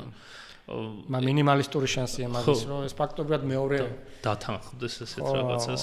ეს ნიშნავს რომ შემდგომი ესკალაციის საკითხიც დგება რა. ხო, დემოკრატიული სახელმწიფო როცა არის მის საზღვარზე, მისთვის არ არის ეგ სახარბიელო სიტუაცია. განსაკუთრებით ის რომელიც გადარჩა ომს და შემდეგ უკვე ნატოს წევრი გახდა. ანუ ხო, ნუ ეგ ეწინააღმდეგება აბსოლუტურ უმრავლესობას ყველა იმ პოლიტიკური თუ რაღაც გეოპოლიტიკური კონცეფციების, რაც საბჭოთა კავშირში დასვეს მე რუსეთი რუსეთში სხვადასხვა ფორმით მოიხარშა. იქ რუსეთის ცენტრიზმი არის გამთავარი ფაქტორი, ხან რუსული სამყაროს ეგიდით, ხან რაღაც ევრაზიონიზმის სახელით, ასე შემდეგ, სუვერენული დემოკრატიის მოდელებით და ეს იფუთებოდა, მაგრამ ყველგან უკრაინას აქვს რუსეთისთვის სიმბოლური, ისტორიული, სტრატეგიული მნიშვნელობა. არ იქნება უკრაინა, ან მისი დიდი ნაწილი, რუსული პროექტის ნაწილი ვერ განხორციელდება ვერც ერთი კვაზი რუსული იმპერიული პროექტი. შესაბამისად ეს ნიშნავს, რომ ან რუსეთი უნდა ტრანსფორმირდეს მეშინ შიდა კატაკლიზმების მეშვეობით, ან უნდა იბრძოლოს ბოლომდე ამ თავისი მისიის შესასრულებლად. ამიტომ გვაქვს სიტუაცია რაც ბოლომდე იბრძვიან ჯერჯერობით და მე ვნახოთ რა იქნება. გააქვთ ჯერ კიდევ რესურსი მინიმუმ 1 წელი, ალბათ უმეტი არა. რაღაც რესურსი. ეხლა რო შეხედო, ხო, ეკონომიკური გათვლებით ეს ომის მუშაობის წელიც კი ახლოს არ არის მაგალითად გერმანიასთან მეორე სოფლიო ომში, ან ამერიკის ხარჯებთან ომში, ან საბჭოთა კავშირის ჯერ კიდე არის 40%-ზე აიყვანეს მთლიანი შიდა პროდუქტის 2026 წლის. ეხლა დამტკიცდა სხვათა შორის ეს გეგმა საგრძნობლად გაზრდილი არის, ყოველ წელს იმატებს, მაგრამ სხვა გადასახადების დაწესება მოუწია უკვე ისეთის რასაც. ანუ ნელ-ნელა მოსახლეობას პირდაპირ უწევს ამ ომის ხარჯების უკვე მასზე მეტად გაღება ვიდრე აქამდე იყო. კი ბატონო. ჯიბიდან უკვე პრომეც 10 წლიანი უშუალოდ ომის დასაფინანსებლად. კი ბატონო და სავარაუდოდ ეს კიდევ უფრო გაუარესდება. შეიძლება ამან გამოიწვიოს რაღაც შიდა სიტუაცია თვითონ ელიტაში, არა ხალხის მხრიდან. ახლა როცა საუბარი არის კატაკლიზმებზე, ეს მე ყოველ შემთხვევაში არ გულისხმობ, რომ რომელიღაცა სოფლის ხალხი შევარდება და კრემლს აიღებს. აქ არის შიდა ელიტური თემა, FSB-ის ჯგუფის და თავდაცვის სამინისტროს და სილავიკების და ასე ვთქვათ დიპლომატების და ეკონომიკური ჯგუფების ჯახის თემა არის და იქ როგორ გადაწყდება იმ 12-15 კაცს შორის სიტუაცია როგორ უნდა დაალაგდეს, ეგ ცოტა რთული სათქმელი არის. დაირია მაგალითად, როდესაც პრიგოჟინი წავიდა მოსკოვისკენ. ხო, იქ იყო პრიგოჟინს ძალიან ნათლად ჰქონდა ბოლომდე სამხედრო მეთოდით გადაწყვეტის თემა და ძალიან აკრიტიკებდა ერთი კონკრეტული მიმართულებით პუტინს, რომ მან ტაქტიკური ბირთვული იარაღი არ გამოიყენა, როცა ამის შანსი და დრო იყო. და ეხლა მან პირდაპირ თქვა, რომ აწია ამის გამოყენებას აზრი აღარ აქვს. ანუ ეს იყო მისი ძირითადი კრიტიკა პუტინის და ანუ ასეთ ტიპის ხალხთან. ფაქტია, რომ ფაქტობრივად 1813 წლიდან მოყოლებული რუსეთის ისტორიულ ბეწა გადამწყვეტი მნიშვნელობა ევრაზიული კონტინენტისთვის, იმიტომ რომ ნაპოლეონის ომების მერე იყო და ევროპული ჟანდარმის ფუნქცია ჰქონდა, პირველი სოფლიო ომის მერე იყო და სოციალური, ასე ვთქვათ, და კომუნისტური იდეების განხორციელების და ბოლშევიკური, ასე ვთქვათ, ეს ყველაფერი რუსეთში მოხდა. მეორე სოფლიო ომის შედეგად, ცივი ომის შედეგად, მეორე მთავარი სახელმწიფო იყო თუ გინდა პირველი მთავარი სახელმწიფო აქ ნუმერაციას არ გულისხმობთ, ანუ ბიპოლარული სამყაროს ნაწილი იყო. ანუ მნიშვნელობა ისტორიის, რუსეთის ისტორიის მთელი ევრაზიული კონტინენტისთვის, საერთო ჟამში დედამიწისთვისაც კვლავინდებურად ფაქტობრივად ფუნდამენტურ მნიშვნელობას ატარებს ისტორიის გადმოსახედიდან. ამიტომ ეხაც რა იქნება და იქ როგორ განვითარდება მოვლენები, ჩვენი მთელი ამ უზარმაზარისისთვის ძალიან დიდი მნიშვნელობის მატარებელია და ეს თავისი არსით ისევ გეოპოლიტიკური ფენომენია, იმიტომ რომ გეოგრაფია განსაზღვრავს რუსეთის მდებარეობა, განსაზღვრავს ამ ყველაფერს, რომ ასე, ამ თქვათ, ამდენი სახელმწიფო და ამხელა გეოგრაფიული არის დამოკიდებულია რუსეთის შიდა პროცესებზე. კი ბატონო, ჩვენც მიმული ვართ ამ ჩვენზე ხა ამ პროცესებს და დინებას მივყვებით მკვდარი თევზივით. აი მაგ დინარეს რაც შეეხება ჩვენს სამხრეთით ეხა ძალიან მნიშვნელოვანი მოვლენები მიდის მე გულისხმობ იგივე ამერიკის საგარეო პოლიტიკურ კონტექსტში, ხო? მე გულისხმობ მეგრძვე ტრიპს, ანუ სამხრეთის კორიდორს, რომელიც ამ შუა დერეფნის მნიშვნელოვანი ნაწილი უნდა გახდეს, ხო? მას შემდეგ რაც 8 აგვისტოს ტრამპმა მოახერხა აზერბაიჯანს და სომხურ მხარეს შორის სამშვიდობო შეთანხმების მიღწევა, არის ერთ-ერთი რეალიზაციაც უნდა იყოს აი ეს ახალი კორიდორი, რომელზედაც ფაქტობრივად გავლენა უნდა იყოს ამერიკის შეერთებული შტატების, იმიტომ რომ რატო ეს მნიშვნელოვანი, როდესაც ჩვენ ისევ გეოპოლიტიკაზე და იმ გეოგრაფიაზე ვსაუბრობთ, ხო? ის რომ ჩინეთი დამოკიდებულია საზღვაო სრუტეებზე, იმ სიტუაციაზე, რომელიც დღეს ჯერ კიდევ შებუჭილი არის, ასე ვთქვათ, ამერიკული და მისი მოკავშირეების სამხედრო ბაზების მთელი ამ რკალით, იქ პოტენციური კონფლიქტის შემთხვევაში ბუნებრივია, რაც შეიძლება ოდესმე თქვათ, როგორც სცენარი შეიძლება მოხდეს ტაივანის ირგვლივ, ამ სახმელთო მარშრუტებს ექნება კიდევ უფრო მნიშვნელოვანი დატვირთვა მათ შორის, რა თქმა უნდა, თავისი წილის შუა კორიდორსაც და ამიტომ აქ ამერიკის ყოფნა და გაძლიერება არის ძალიან მნიშვნელოვანი კომპონენტი ამერიკის საგარეო პოლიტიკის და ესეც გეოპოლიტიკური ხედვის რეალიზაცია სწორედ გავიხსენოთ აგერაგ ცოტა ხნის წინ ცენტრალური აზიის ქვეყნების ლიდერებთან შეხვედრა ამერიკაში ხელახლა გააქტიურა ცენტრალური აზიის ქვეყნებისგან ისე უფრო მეტი ასე ვთქვათ აქტივობები აი ამ შუა დერეფნის მიმართულებით და ამ თვალსაზრისით ხო ჩვენს რეგიონში მიმდინარე პროცესებს მათ შორის სომხეთში მიმდინარე პროცესებს ხო და იმ არჩევნებს და პაშინიანის ასე ვთქვათ ხელისუფლების ბეც უახლოეს პერიოდში ძალიან დიდი მნიშვნელობა ექნება, იმიტომ რომ ეს პროექტები ვერ განხორციელდება მკვეთრად ისე ძველი პრორუსული გავლენების სომხეთში დაბრუნების შემთხვევაში და ეს მთლიანად ცვლის გეოპოლიტიკას, იმიტომ რომ ასეთ შემთხვევაში რეგიონის, იმიტომ რომ ასეთ შემთხვევაში ფაქტობრივად რუსეთი ჩაჭრის მთლიანად აი ამ ზოლს და აქ ივნისში ასე ვთქვათ ისევ პაშინიანის გუნდის გამარჯვება, ხო? რეალურად ჩააბეტონებს და კიდევ უფრო გაზრდის იმის საშუალებას, რომ ეს ხელშეკრულება უკვე რეალურ, ასე ვთქვათ, ნაბიჯებში გადაიზარდოს და შეიძლება გაჩნდეს საშუალება იმის, რომ კონსტიტუცია დაკორექტირდეს სომხეთი, რაც საბოლოოდ მისცემს საშუალებას, რომ ეს სამშვიდობო ეს მე უფრო ტექნიკური ნაწილია, მაგრამ მაინც სამშვიდობო ხელშეკრულება გამტკიცდეს აზერბაიჯანთან მიმართებაში. ამ ყველაფერთან ჩვენი დამოკიდებულება აქაური ხელისუფლების დამოკიდებულება, საგარეო პოლიტიკური კონტექსტი, ყველა იმ აქტორთან, რომელიც ჩვენს რეგიონშია ჩართული, ძალიან მნიშვნელოვანია და ეს საგარეო პოლიტიკის ესეთი აქტიური მიმართულება რო გახდა სომხეთის გამოისობით პირველ რიგში ამერიკის შეერთებული შტატებისთვის ეს რეგიონი, ესე ძალიან მნიშვნელოვანია, ამით ფაქტობრივად მთელ აი ამ სარტყელს, შუა სარტყელს, ხო, ცენტრალურ აზიის ქვეყნების ჩართულობით, აი ამ დერეფნის მეშვეობით დააკავშირებს ამერიკის შეერთებული შტატები და ამ თვალსაზრისითაც აი ეს ჩინეთისთვის ეს ბრძოლის ველი არის. ჩვენი რეგიონი სწორედ იმიტომ, რომ აი აქ როგორ იქნება რუსეთის გავლენა აი ამ პროცესების და არჩევნების და ამ შიდა პოლიტიკური პროცესების თვალსაზრისით ეს ძალიან მნიშვნელოვანი ფაქტორი და სამუშაო ფაქტორი არის, მათ შორის ჩვენთვისაც. ჩინეთის ინტერესებში შედის ეს დერეფანი თუ მის ინტერესებს ეწინააღმდეგება? იქ სადაც ჩინეთის კონტროლი არ არის, ყველაფერი მის ინტერესებს ბუნებრივია ეწინააღმდეგება, მიუხედავად იმისა ტექნიკურად იქ რა მოცულობა იქნება და რა ასე თქვათ მასშტაბებს მიაღწევს, ეს ცხადი არის, რომ ეს კონტროლი, ხო? და მე თვითონ ეს პროდასავლური სომხეთის მონაწილეობით მაგალითად და მათთან თუ ტანდემში მიებმება ისე პროდასავლური საქართველო, ხო? მთელი ამ კორიდორის ასე ვთქვათ გავლენას შეზღუდავს ჩინეთის გავლენას შეზღუდავს ასე რომ აქაც უნდა ვხედავდეთ ჩვენ ამ გეოპოლიტიკურ სულაც მნიშვნელოვანი არის მათ შორის ჩვენი შიდა პოლიტიკური მოვლენების კონტექსტში. დიდი მადლობა გიორგი, ძალიან საინტერესო სასარგებლო საუბრისთვის. კიდე გვეწევი, იმედი მაქვს. თქვენ კი კიდევ ერთხელ დიდ მადლობას გიხდით, ბოლომდე რო გვიყუროთ, კიდევ ერთხელ გთხოვთ გამოიწეროთ ჩვენი არხი, იაქტიუროთ კომენტარებში და მოიწონოთ ჩვენი ვიდეოები.